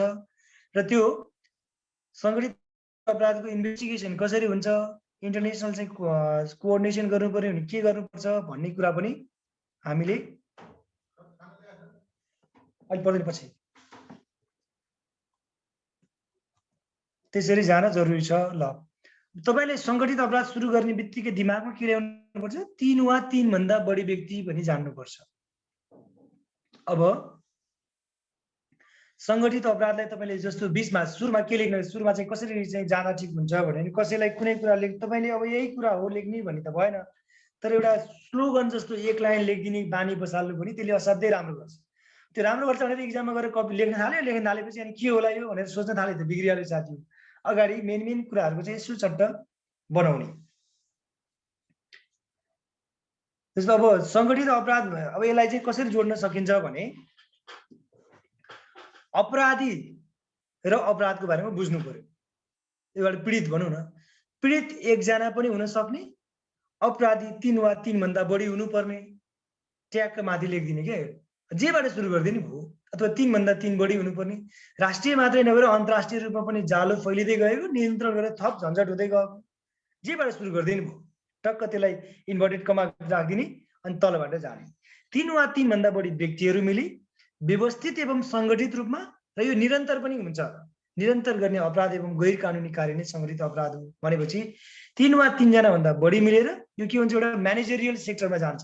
ठ्याक्क गयो 3 जना हिँड्दा प्याट्ट कसैलाई मारिहाल्यो भनेर, अथवा 3 जना हिँड्दै थियो 3 जना गफ गर्दै 3 जना मेलामा पर्वमा भेट भयो, एउटा राम्रो चिज चाहिँ कतै देखियो त्यसलाई चाहिँ लिखिदिउँ, चोरिदिउँ, लुटिदिउँ भन्ने भयो, त्यति मात्रै सङ्गठित अपराध नहुन सक्छ। यसमा के हुन्छ, अर्गनाइज्ड हुन्छ, म्यानेजेबल हुन्छ र प्लान हुन्छ भन्छ के, यो 3टा कुरा आउँछ यसमा भन्छ। त्यसैले 3 वा 3 भन्दा बढी व्यक्तिहरू मिली व्यवस्थित एवं सङ्गठित रूपमा गर्ने अपराधलाई अथवा गैर कानुनी कार्यलाई सङ्गठित अपराध भनिन्छ भन्ने हो। अब यसको 2टा कुरा, यो मान्छे पनि 3 वा 3 भन्दा बढी हुन्छ र यसमा कैद सजाय पनि 3 वा 3 वर्ष भन्दा बढी हुन्छ। तपाईले ख्याल गर्नुपर्छ। अब धेरै जस्तो सङ्गठित अपराध, अब हामीले मुद्दा चलाउने साथीहरू कतिपय चाहिँ अब इन सर्भिसवाला साथीहरू हुनुहुन्छ भने हामी अहिले नयाँ कानुनले 3 जना भन्दा बढी हुने, 3 वा 3 भन्दा बढी हुने बित्तिकै अर्गनाइज क्राइममा पनि लिएर जाऊ भन्छ लले। तर यो सङ्गठित अपराध भनेर हामीलाई बुझाउन खोजेको चाहिँ के हो भने यो चेनमा बसेर काम गर्छ, प्रोफेसनल्ली नै अर्गनाइज क्राइम गर्छ भन्ने कुरा चाहिँ यसको मकसद हो। त्यसैले व्यावसायिक रूपमा चेन अफ कमान्ड अथवा पद सोपानको आधारमा उच्च गोपनीयता कायम राख्दै राष्ट्रिय तथा अन्तर्राष्ट्रिय चरित्रको गैर कानुनी कार्य गर्ने काम सङ्गठित अपराध हो। यो पारस्परिक दायित्व र सुविधाको वर्गीकरण गरिएको हुन्छ भन्छ क्या यसमा। भने एउटाबाट अर्कोमा लेयर कटिङ हुँदै गएको हुन्छ, एकअर्काको चाहिँ यिनीहरूको दायित्व चेन्ज हुँदै गएको हुन्छ, सुविधा पनि जसले जुन लेभलको गर्छ त्यो लेभलको चाहिँ यसले सुविधा पाउँदै जान्छ नि, अपराधबाट प्राप्त गर्ने सुविधा कुरा गरे हामीले। यसलाई कुनै पनि सीमाले नछिक्ने हुँदा यसलाई सीमाविहीन अपराध पनि भन्ने गरिन्छ। अब सङ्गठित अपराध विषय मैले 3-4 लाइनहरू पनि तपाईँले यसलाई बुझ्नु भने तपाईँले लेख्ने जम्मा 2टा लाइन, 2टा बुलेट। 3 वा 3 भन्दा बढी व्यक्तिहरू संलग्न भई व्यवस्थित एवं सङ्गठित रूपले गर्ने अपराध सङ्गठित अपराध हो। Bullet clear. यस्तो अपराध गर्ने क्रममा व्यावसायिक रूपमा पद सोपान अथवा चेन अफ कमान्डमा गर्ने गरिन्छ, उच्च गोपनीयता कायम हुन्छ र यो राष्ट्रिय तथा अन्तर्राष्ट्रिय रूपमा समेत हुने गर्छ। त्यसैले यसलाई सीमाविहीन अपराध समेत भनिन्छ। 2 लाइन क्लियर। अब अझै योभन्दा पनि बढी लेख्नु पर्यो भन्यो भने यस्तो गैर कानुनी कार्य गर्ने 3 वा 3 वर्षभन्दा बढी कैद सजायको व्यवस्था हुने गरेको छ भनेर लेखिदिने। अब यसको विशेषताहरू तपाईँलाई म के बताउँछु, यो विशेषताहरू तपाईँलाई धेरै सहज हुन्छ। के हो त भन्दा यो सङ्गठनात्मक स्वरूपमा हुन्छ, यो नियन्त्रित सदस्य हुन्छ। यसको चाहिँ तपाईँले के कुरा बुझ्नु पर्यो भने जस्तो एउटा टिममा फुटबलै खेल्नु पर्यो भने हामी 11 जनाको टिममा जुन टिम हुन्छ त्यो टिममा चाहिँ बिचमा कोही मान्छेहरुको चाहेर पनि छिर्न पाएन, इलिगल्ली भनौँ न, त्यो पनि एउटा चाहिँ के हो त लिगल खेलेको गेम हो नि। 11 जनाले कसले कहाँबाट खेल्ने, कसले के गर्ने भन्ने हुन्छ नि त। हो त्यस्तै यो क्राइम गर्न पनि तिमीले यो सम्मको काम गर्ने, तिमीले यो सम्मको काम गर्ने, तिमीले यो कम्प्लिट गर्ने भन्ने कुरा उनीहरूले संगठनात्मक रूपमा तल्लो लेयरमा को बस्ने, माथि को बस्ने, कसले कति काम गर्ने भन्ने हुन्छ। त्यसैले यसको अर्गनाइज्ड फर्म हुन्छ, यसको नियन्त्रित सदस्य कन्ट्रोल मेम्बर हुन्छ, राष्ट्रिय तथा अन्तर्राष्ट्रिय चरित्रको हुन्छ, यो हायरार्की अथवा पद सोपानमा आधारित हुन्छ, वैचारिक उद्देश्य हुन्छ। मेन उद्देश्य भनेको यसको वैचारिक उद्देश्य रहित आर्थिक उद्देश्य सहित भन्छ भने यसमा विचारको द्वन्द्व हुँदैन, यसमा आर्थिक द्वन्द्व हुन्छ। मेन अर्गनाइज्ड क्राइम हुने भनेको आर्थिक उद्देश्य सहित गैर कानुनी अपराध हो भन्छ। यो अलिक प्रोफेसनल हुन्छ, व्यावसायिक हुन्छ, गोप्य हुन्छ, गोप्यता सम्बन्धी आचरणको नियम नै यिनीहरूले पालना गरे हुन्छ। कतिपय चाहिँ अर्गनाइज क्राइमहरुमा विशेषज्ञताको अथवा विशेषज्ञको प्रयोग भएको हुन्छ र आपराधिक समूहको सदस्यहरू बीच पनि गोपनीयता हुन्छ, एउटाले अर्कोलाई ती कुराहरू भन्दैनन्। यो चाहिँ अब यो अपराधिकता, हिंसा र शक्ति सञ्चय भन्छ। यो टिममा गर्ने हुनाले यो टिम वर्क हो पनि भन्छ। एकदम अनुशासित हुन्छ। अब अपराधी पनि कसरी अनुशासित हुन्छ भन्नु होला तपाईको पाठ, तर अपराध गरेर चाहिँ अनुशासित हुन्छ भने अब अब भ्रष्ट सार्वजनिक अधिकारीको चाहिँ प्रयोग हुन सक्ने भन्छ। कहिलेकाहीँ सार्वजनिक पद धारण गरेका भ्रष्ट व्यक्तिहरू जो चाहिँ कलङ्कित हुन्छ तिनीहरूलाई पनि यिनीहरूले प्रयोग गरे हुन सक्छ। राजनीतिक भ्रष्टाचारी व्यक्तिहरूसँग समन्वय गरे हुन्छ भन्छ। मुख्य उद्देश्य भनेको आर्थिक उपज हो, यो अन्तर्राष्ट्रिय प्रकृतिको हुन्छ, जिम्मेवारी र लाभको अलरेडी नै यसको चाहिँ वितरण गर्ने तरिका भने हुन्छ, यो निरन्तर चल्छ, योजनाबद्ध हुन्छ, एकदम यो मान्छे एउटै मात्रै काममा लागेको हुन्छ भन्ने हुँदैन। विभिन्न पेसामा आबद्ध हुन सक्छ, तर विविध पेसामा आबद्ध भए पनि अर्गनाइज क्राइम चाहिँ गरेको हुनसक्छ भन्ने कुरा कहिलेकाहीँ खुल्छ नि। सरकारी कर्मचारीहरू नै अर्गनाइज क्राइममा आबद्ध भएको भने यही हो। अब यसलाई चाहिँ अन्तर्देशीय चाहिँ किन मानिन्छ भन्छ, यो अन्तर्देशीय कहिलेकाहीँ अब तपाईँले यति डेप्थमा नजाला, यो मोन्टेस्क्यू र यो जोडेर उसमा तपाईँले यसलाई किन चाहिँ संयुक्त अपराध अन्तर्देशीय मान्छ भने तीन वा तीनभन्दा बढी व्यक्तिहरू संलग्न हुने, यसको नेचरै राष्ट्रिय वा अन्तर्राष्ट्रिय हुने, यो एकभन्दा बढी देशमा सामान्यतया एक वा एकभन्दा बढी देशमा चाहिँ यो आपराधिक क्रियाकलापहरू हुने र यसमा टेरोरिजमहरू साइबर चाहिँ अहिले आएको चाहिँ जुन साइबर टेरोरिजमका कुरा हामीले गऱ्यौँ नि, यो टेरोरिजमका कारणले पनि यो नयाँ आएको टेक्नोलोजीको कारणले पनि यसलाई चाहिँ इन्टरनेसनल फ्रेमवर्क भन्छ। यसको क्षेत्रहरू के हुन्, सङ्गठित अपराधका क्षेत्रहरू के हुन् भने मैले पहिला पढ्दा चाहिँ यो के अब यो भन्न चाहिँ ठ्याक्कै यो सबै लामा आतङ्ककारी र भ्रष्टाचारी भए भन्थे। यसको म तपाईँलाई फर्मुला जस्तो म भन्छु। यसको के भने आतङ्कवादी क्रियाकलाप हुन्छ नि, भने हात हतियार खर्कजाना चाहिँ ओसार पसार गर्ने, बिक्री वितरण गर्ने, भने सम्पत्ति शुद्धिकरण, बढी भने बैंक तथा वित्तीय अपराध, ल भने लागु औषध कारोबार, मा भने मानव बेचबिखन, यो आतङ्ककारी भनिहाल्यो हामीले, आतङ्ककारी गतिविधिमा लगानी, भ्रष्टाचार।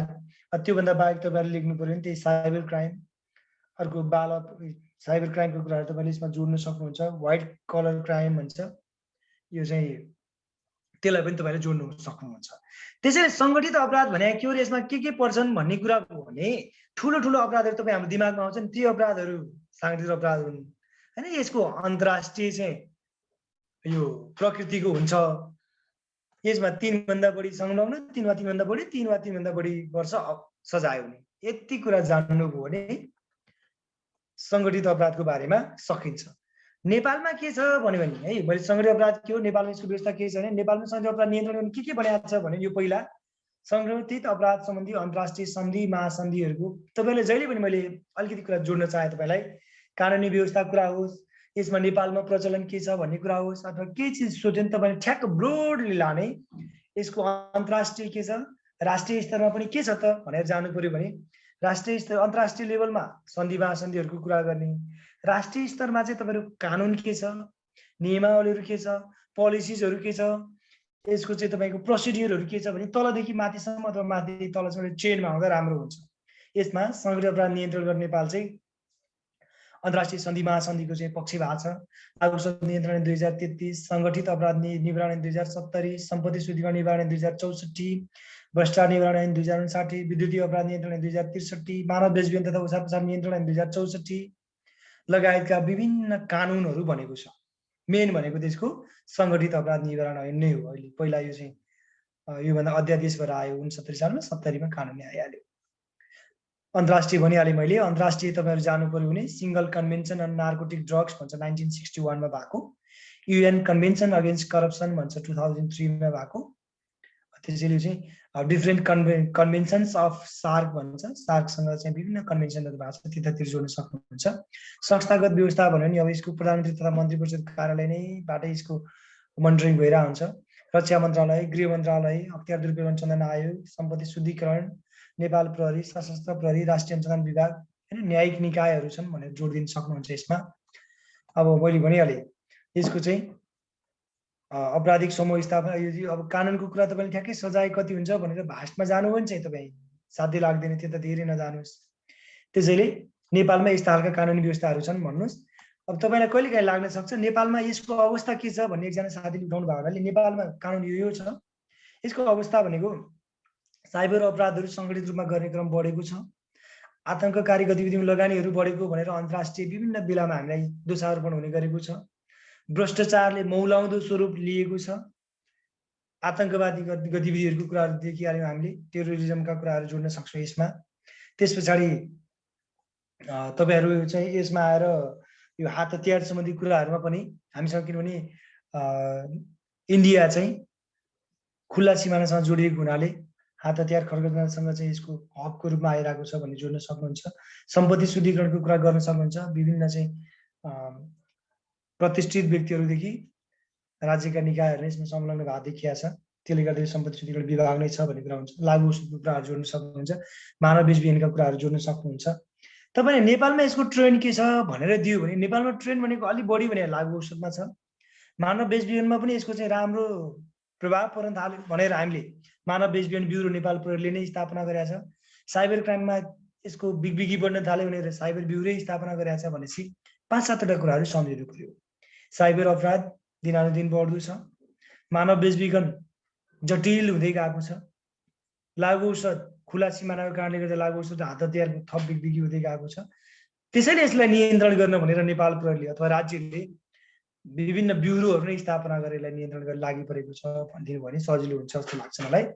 अब कहिले नियन्त्रण गर्न के गर्नु पर्ला भन्नेहरू तपाईँलाई सोध्न सक्छ। त्यस्तो भइदियो भने सुरक्षा निकायहरू बीच पारस्परिक समन्वयात्मक भूमिका निर्वाह गर्नुपर्छ। प्रविधि मैत्री सुरक्षा व्यवस्थापनमा जोड दिनुपर्छ हेर्नुहोस्। अहिले अब यो सिसिटिभीदेखि लिएर टेक्नोलोजीका नयाँ नयाँ चाहिँ टर्महरू चाहिँ यसलाई चाहिँ हामीले युज गर्नुपर्छ भन्यो। सीमावर्ती क्षेत्र, नाका, अध्यागमन तथा अन्तर्राष्ट्रिय विमानस्थलहरूमा चेक जाँचलाई अझै कडाइ गर्नुपर्छ। अन्य मुलुकहरूसँग सूचना आदान प्रदान गर्ने सहयोग र सहायतालाई थप व्यवस्थित बनाउँदै लानुपर्छ। इन्टरपोल लगायतका अन्तर्राष्ट्रिय सङ्घ संस्था निकायहरूसँग समन्वय गर्नुपर्छ। यसलाई मेन कुरा भनेको समयानुकूल कानुनमा परिमार्जन गर्दै लानुपर्छ र त्यसलाई कडाइका साथ कार्यान्वयन गर्ने प्रतिबद्धता व्यक्त गर्नुपर्छ। राज्यको आपराधिक अभिलेखीकरणलाई सक्षम बनाउनुपर्छ। त्यसो भयो भने मात्रै यो क्राइम कन्ट्रोलमा सहयोग हुन्छ। सहयोगी निकायहरूसँग सहकार्य गर्नुपर्छ भन्छ।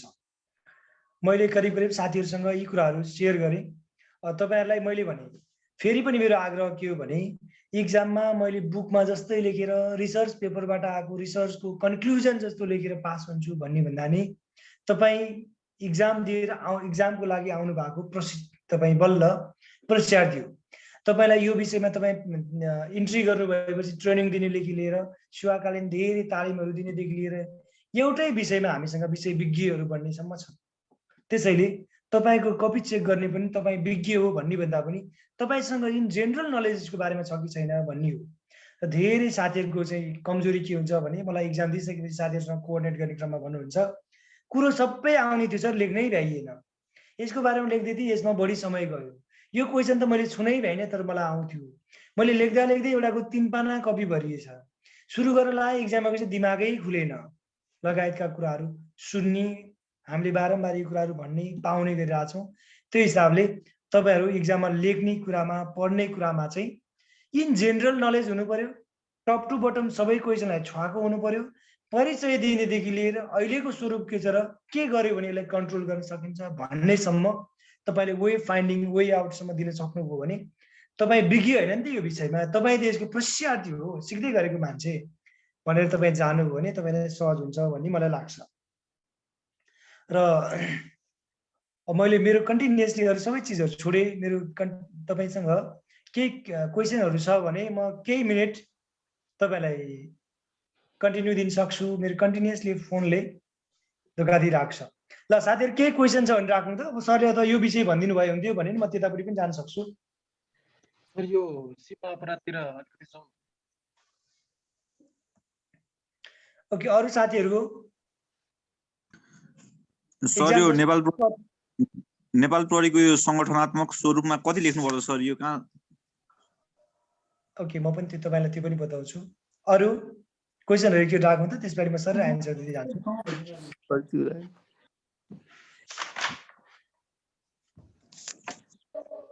भन्नुहोस् त साथीहरू के राख्नुहोस् त। एउटा साथीले सीमा अपराधको कुरा राख्नुभयो, अर्को संगठनात्मक संरचना राख्नुभयो, अरू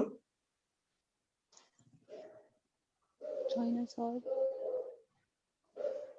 ल साथीहरूले निन्द्रा लाग्ने बेला त भएको छैन, मैले पढ्दा यो चाहिँ भन्दा वान वे भयो, तपाईँहरूसँग सँगै लानु पर्यो।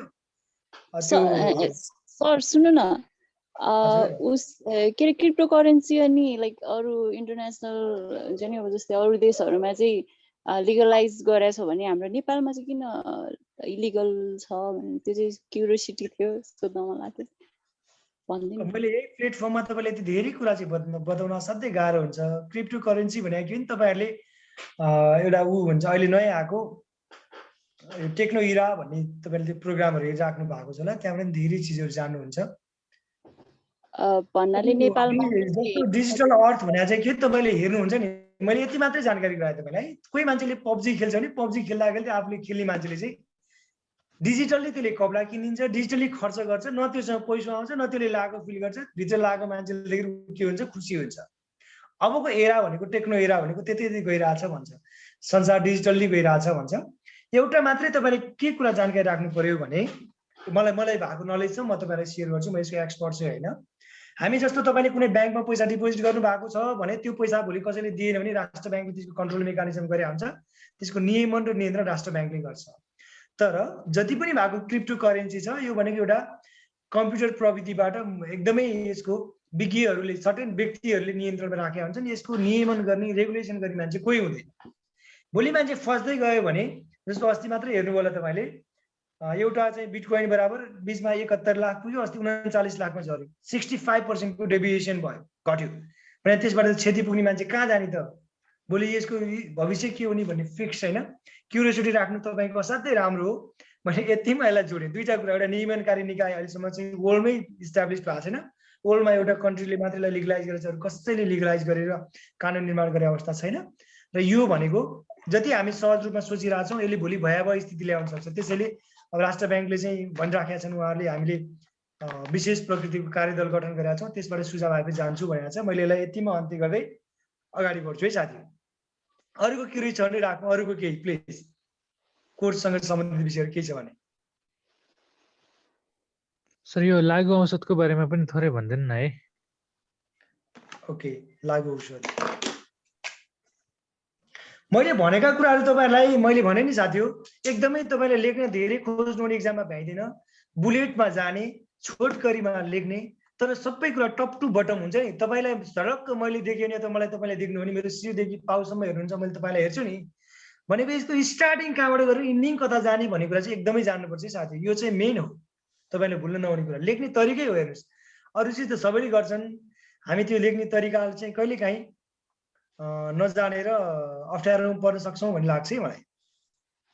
ल म सीमा अपराधको बारेमा भने साथीहरूले, सीमा भने के हो त भन्दा पहिला दुईटा क्षेत्र, दुईटा भूगोल बीचको ठाउँ। सीमा एउटा जिल्लाबाट अर्को जिल्ला पनि सीमा हो, एउटा राज्यबाट अर्को राज्य पनि सीमा हो। हामीले पढ्न खोजेको, तपाईँलाई यो जान्न खोजेको कपी चेकरले तपाईँबाट के हो त भन्दा एउटा राज्यबाट अर्को राज्य, एउटा देशबाट अर्को देशको सीमाको विषय जान्न खोजे हो। त्यसैले यो सामान्यतया दुई देशको सीमामा हुन्छ भन्छ क्या, यसलाई दुई राष्ट्रको बीचमा हुन्छ भन्छ। त्यसैले दुईवटा राज्यको सीमाको बीचमा हुने अपराधहरूलाई सीमा अपराध भनिन्छ, चाहे त्यो कन्ट्रोल मेकानिजम भएको होस्, चाहे त्यो ओपन बोर्डर भएको होस्। दुई भौगोलिक क्षेत्र बीचमा पर्ने सीमा क्षेत्रमा हुने अपराध तथा कुनै पनि दुई देशको सीमामा हुने गैर कानुनी कार्यलाई सीमा अपराध भनिन्छ। यति हो, मैले फेरि दोहोऱ्याएँ। दुईवटा भौगोलिक क्षेत्र बीचमा पर्ने सीमा, दुईवटा भौगोलिक क्षेत्र बीचमा पर्ने भनेपछि स्टेट हुन सक्यो, कन्ट्री हुन सक्यो, डिस्ट्रिक्ट हुन सक्यो। दुई भौगोलिक क्षेत्र बीचमा पर्ने सीमा क्षेत्रमा हुने अपराध तथा कुनै पनि दुई देशको सीमामा हुने अपराध गैर कानुनी कार्य सीमा अपराध हो। नेपाल जस्तो दुईटा ठुला राष्ट्रहरू चीन र भारतको बीचमा अवस्थित, एकतर्फ चीनले, तीनतर्फ भारतको खुला सिमानाले रहेको कारण सीमा अपराध देशको लागि र सुरक्षा निकायको लागि, बेसिकल्ली सुरक्षा निकायको लागि चाहिँ ठुलो चुनौती हो भनेर जोड दिनु भएको हुन्छ। सीमा अपराध के हो भनेर जान मैले भने नि, सीमामा हुने अपराध पुलिसको लागि चुनौती छ भनेर जोड दिनु पनि सक्यो।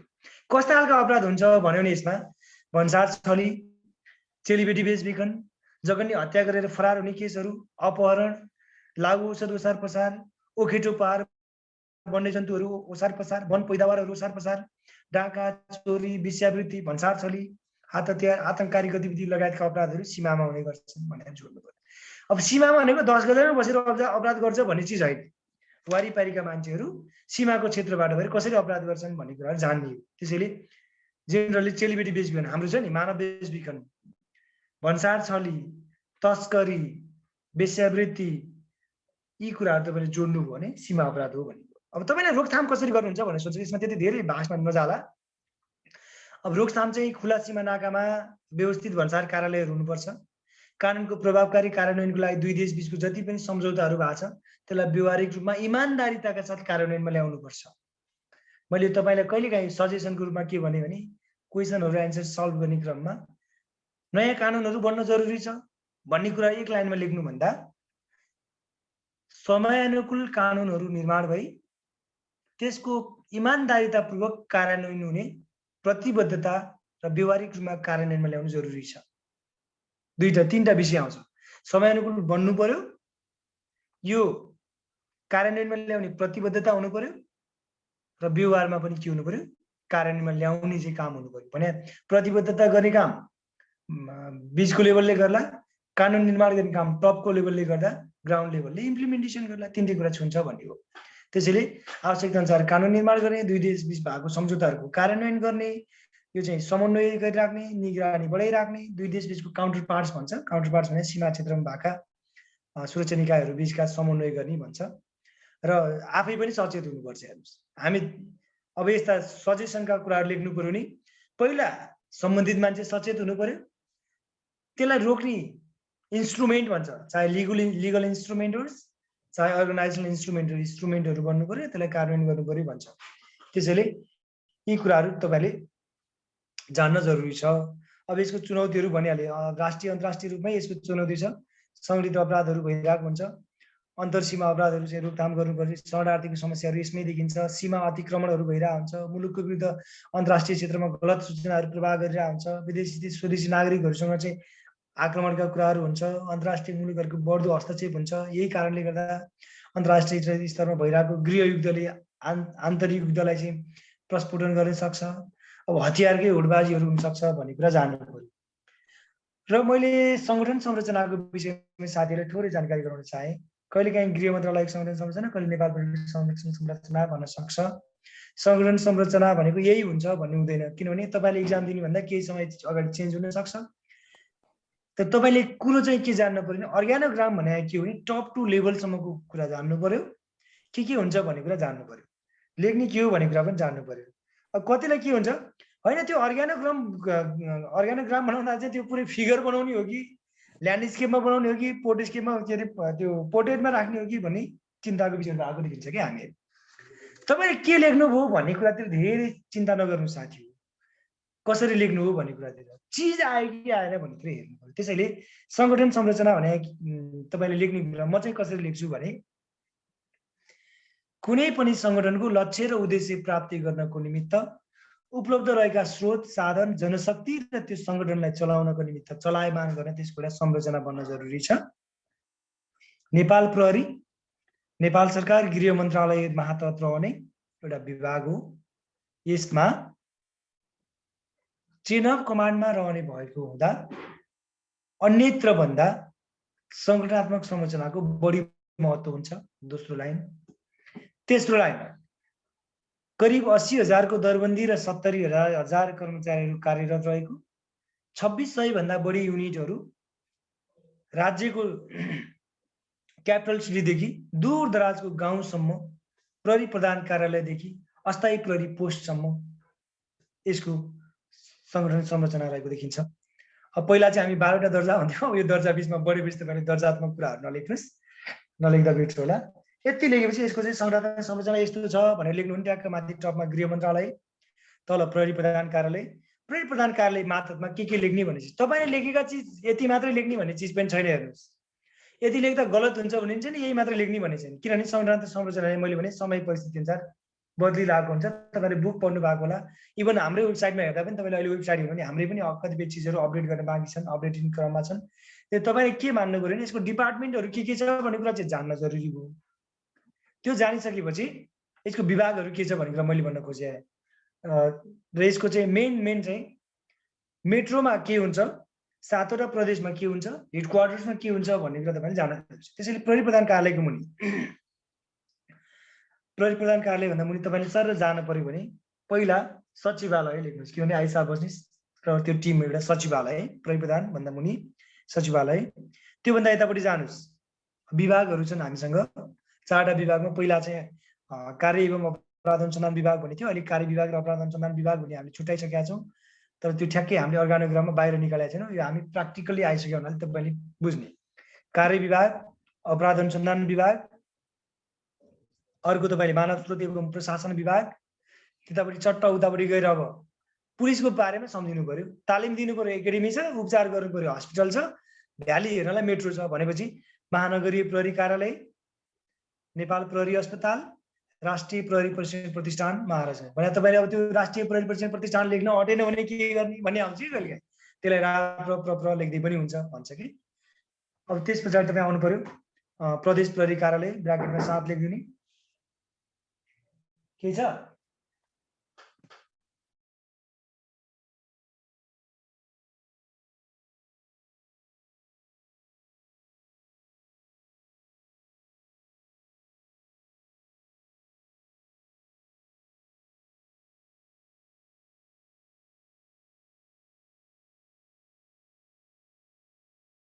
पछि हेरिदिन्छु म।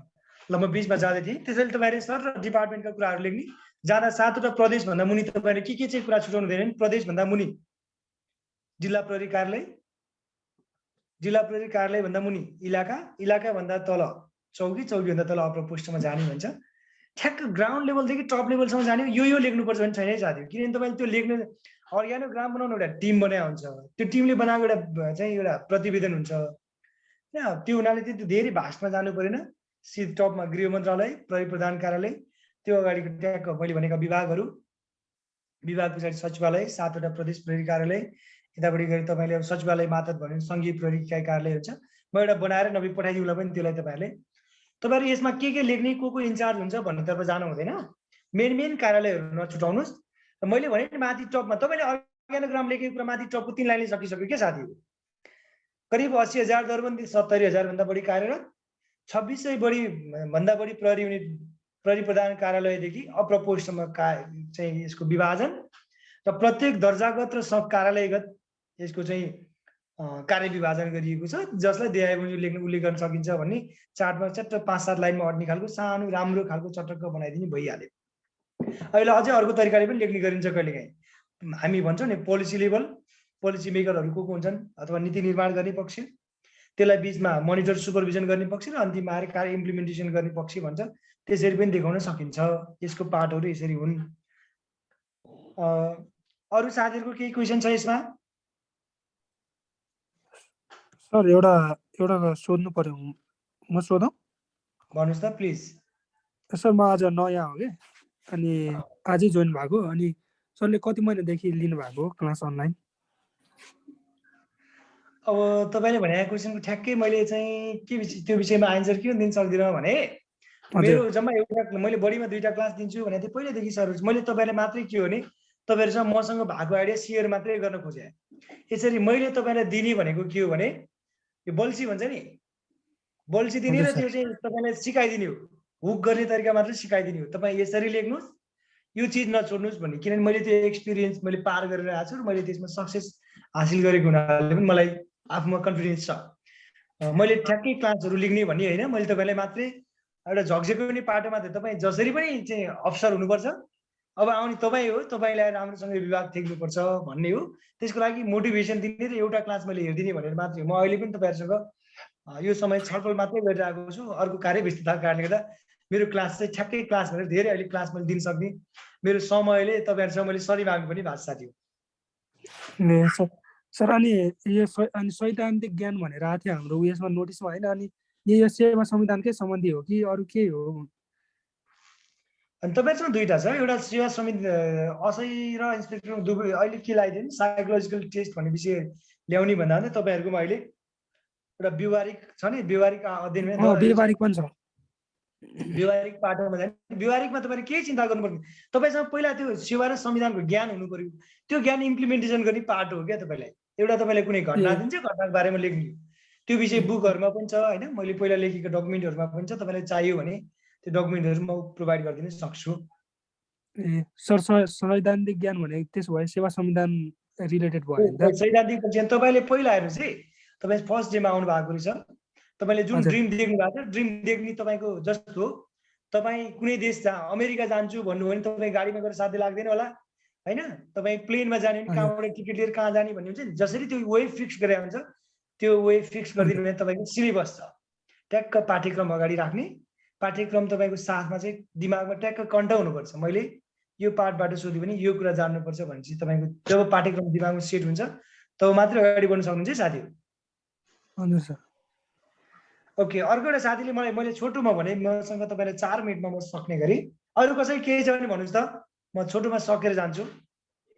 नत्र भने मैले तपाईँलाई दिएका आइडियाहरू भने यसरी लेख्नुहोस् भन्यो, कसैलाई समस्या छ मेरो लेखाइ नै म कहाँ छु भन्ने कुरा अन्धधुन्धमा छ भन्ने चिज हो भने म तपाईँको 1-2 चिजहरू हेरिदिन सक्छु। लेखेर मलाई पठाउनु भने अब जुन यो प्लेटफर्म दिनुभएको छ डिक्यानले त्यो चिज तपाईँहरूको लागि असाध्यै फ्रुटफुल हो।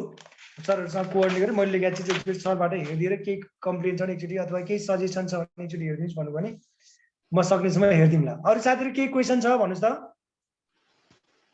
मेरो त छैन सर। ल छैन भने मलाई साथीले सोधेको लागु औषध सम्बन्धी म थोरैमा जानकारी गराइहालेँ। लागु औषध भने के हो भने केन्द्रीय स्नायु प्रणालीलाई भने हाम्रो सेन्ट्रल नर्भस सिस्टम हुन्छ नि, असर पुर्याई मान्छेलाई त्यसका 3टा कुराहरू बुझ्न जरुरी छ। यसले के गर्छ भने एउटा भ्रम सिर्जना गर्छ, एउटा शिथिल बनाउँछ, भने हाम्रो शरीर एउटा शिथिल बनाउने, एउटा भ्रम फैलाउने र अहिले अर्को उत्तेजना ल्याउने। त्यसैले केन्द्रीय स्नायु प्रणालीमा असर पुर्याई भ्रमात्मक भने मैले भने भ्रम फैलाउने, उत्तेजनात्मक उत्तेजना फैलाउने र शिथिलात्मक भने शिथिल बनाउने, यस्ता व्यवहार प्रदर्शन गर्ने खालका पदार्थ भन्छ तपाईहरुले। उसमा चाहिँ यस्ता पदार्थ चाहिँ के हो त लागु औषध हो भन्नु भने करिब करिब कुरा सबै आयो। अब अरु गफ लेख्न जे पनि सक्नुभयो तल। त्यसैले लागु औषध भन्नाले मान्छेको मात्रै हैन, पशु प्राणी जगतको पनि गर्छ। त्यसैले अरु केही नलेख्ने। केन्द्रीय स्नायु प्रणालीमा असर पुर्याई शिथिलात्मक, भ्रमात्मक र उत्तेजनात्मक गतिविधि गर्न उत्प्रेरित गर्ने त्यस्ता पदार्थ लागु औषध हुन्। त्यस्ता औषध लागु औषध हुन्। लागु औषधलाई सम्बन्धित देशको कानुन, अन्तर्राष्ट्रिय सन्धि सम्झौता तथा समाजका नर्म्स हुन्छन्, समाजका भ्यालुहरुले समेत परिबन्धमा पारेको छ। यो गैर कानुनी कार्य हो। तपाईले सोध्ने भने लागु औषध नियन्त्रण ऐन अन्तर्गत कहिलेकाहीँ खानतलासी के हो, पक्राउ कसरी गर्ने, त्यसपछि लागु औषध ऐनलाई विशिष्ट ऐन भनेको छ, 33 सालदेखि आएको छ, यसमा सुधार गर्नुपर्ने कुराहरू के छन् भन्ने कुराहरू सोध्न सक्छन्। अलि क्रिटिकली गयो भने यसमा धेरै भाष्टमा जानु पर्दैन। लागु औषध भनेको के हो, लागु औषधको तपाईलाई चाहिँ त्यो उसले दिएको मलाई ठ्याक्कै दफा याद भयो, दफा 4 जस्तो लाग्छ दिएको चाहिँ। त्यसमा के कुरा लागु औषध हुन् भन्ने कुरा दिएको छ। जस्तो गाँजा, चरेस, गाँजा जन्य वस्तुबाट आएको चाहिँ यो उत्पादन भएका चिजहरू भए। त्यसपछि आएर अब धेरै जस्तो फिल्डमा आउने देखिने भने चाहिँ यो साइकोट्रोपिक भन्छ। यो औषधि जन्य चाहिँ लागु औषधहरू अलिक बढी देखिन्छ। त्यो कुराहरू अहिले नयाँ कानुनहरूले र यो 2058 सालमा राजपत्रमा प्रकाशित गरेको छ। 57-58 वटा चिजहरू चाहिँ साइकोट्रोपिक ड्रग्सहरू हुन् भनेको छ। त्यसलाई पनि ख्याल गर्नुपर्छ तपाईहरुले। त्यसलाई कन्ट्रोल गर्नुपर्यो भने के गर्नुपर्छ भन्ने कुराहरू आउन सक्छ। त्यसमा पोलिसी लेभलमा पोलिसी बनाउने कुरा, ल बनाउने कुरा, ल इम्प्लिमेन्टेसन गर्नेले इमानदारीताका पूर्वक कार्यान्वयन गर्ने कुरा र त्यो विषयमा आम पब्लिकमा सचेत हुने कुरा। त्यसैले हरेक चिजको एन्सर दिने क्रममा पब्लिकले के गर्नुपर्छ, कानुन बनाउनेले के गर्नुपर्छ, इम्प्लिमेन्ट गर्नेले के गर्नुपर्छ, त्यसको सुपरभिजन मोनिटरले के गर्ने मान्छेले के गर्नुपर्छ, नेसनल इन्टरनेसनल के गर्नुपर्छ भन्ने कुराहरू जानुभयो भने लेख्ने तरिका सहज हुन्छ। तपाईलाई कुनै पनि कुरा लेख्नु पर्यो भने यो भने के हो, यसको सर समस्या होला, महत्व होला, अब्जेक्टिभहरू होला, यो के हुन्, यसलाई चाहिँ निष्कर्षक रूपमा कसरी जाने भन्ने हो। टेन्टेटिभ मैले तपाईलाई यी कुराहरू बताएँ र सबैलाई एक्जामको आउँदै गरेको एक्जाम धेरै धेरै शुभकामना छ। मैले तपाईलाई धेरै समय वेट पनि गराएँ। मैले छोटो समयमा आफूलाई भएको आइडियाहरू सेयर गरौँ भन्ने हिसाबले तपाईहरुसँग रहेँ। मैले जानेका मसँग भएका चिजहरू तपाईहरुसँग सेयर गरेँ। तपाईले लेख्ने पूर्व जहिले पनि दिमागमा के राख्नुपर्छ भने मैले सर्टेन टाइमभित्र यी चिजको एन्सर खोजेका कुरा लेख्नुपर्छ। मैले सुरुमा भनेको थिएँ हामी के आउँछ मलाई के थाहा छ भन्दा पनि उसले के एन्सर खोजेको छ भन्ने कुरा लेख्नुपर्छ। त्यसैले तपाईलाई थाहा भएको भन्दा नि उसलाई जानेको भन्दा नि खोजेको एन्सर लेख्ने हो। टाइम फ्रेम हुन्छ, टाइम फ्रेमभित्र तपाईँलाई धेरै कुरा आउँछ, सबै कुरा लेख्न सकिन्न। त्यसैले मेन कुराहरू लेख्ने। सुरुदेखि इन्डिङसम्म कसरी गर्ने भने मैले सकिन्छ सुरुमा एक लाइन चट्ट तपाईले आफूलाई मनपर्ने कोटेसनबाट सुरु गर्ने विषयसँग सम्बन्धित, अन्तिममा निष्कर्ष 2 लाइनको भए पनि अनिवार्य लेख्ने व्यवस्था मिलाउने। त्यो भने एउटा फर्मेट हो। बीचका कुराहरू बुलेटमा लेख्दा राम्रो हुन्छ। कुरो लेख्ने हो, तपाईले बुलेटमा लेखे पनि, प्याराग्राफमा लेखे पनि, जेमा लेखे पनि चिज लेख्नु पर्यो तर पढ्ने मान्छेले केलाई ध्यान दिन्छ त भन्दा बुलेटमा लेखेको छ भने पढ्न सजिलो हुन्छ, सजिलोसँग पढ्दियो भने तपाईँलाई मार्क्स दिन मजा आउँछ त्यो। त्यसैले मैले तपाईँलाई सरसर्ती मेरो कुराहरू सकेँ।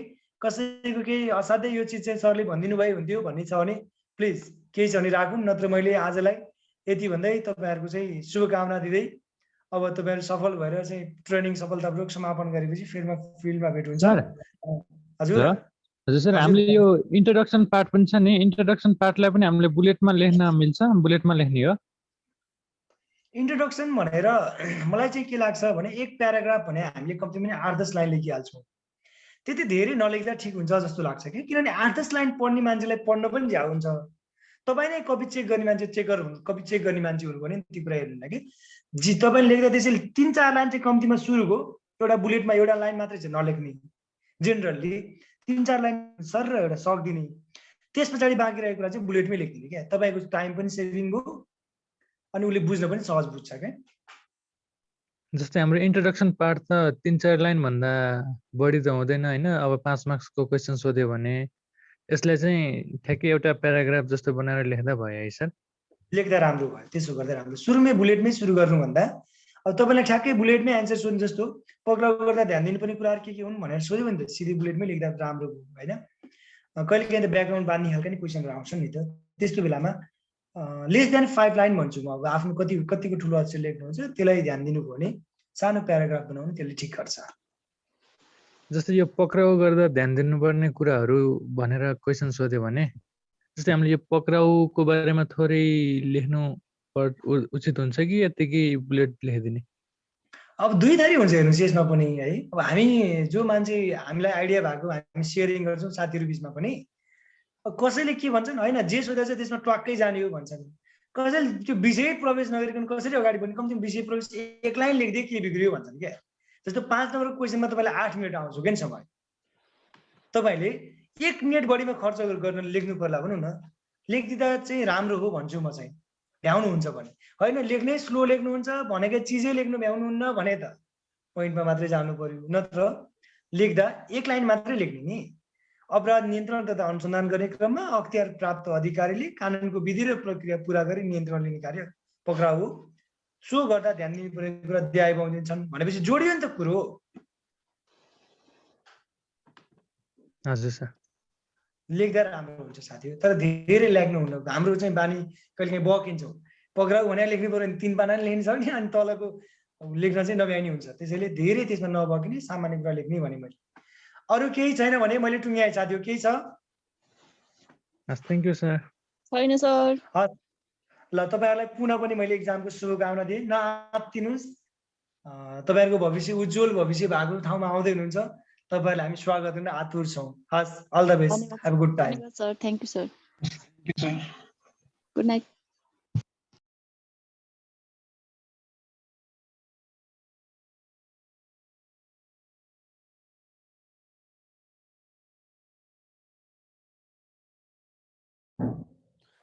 साथी हो यो अरू क्लास पनि हुन्छ कि यो र अनि अरू पनि हुन्छ? सामान्य ज्ञान जिके आइक्यूहरू कुनै? आज यही क्लास होला सर।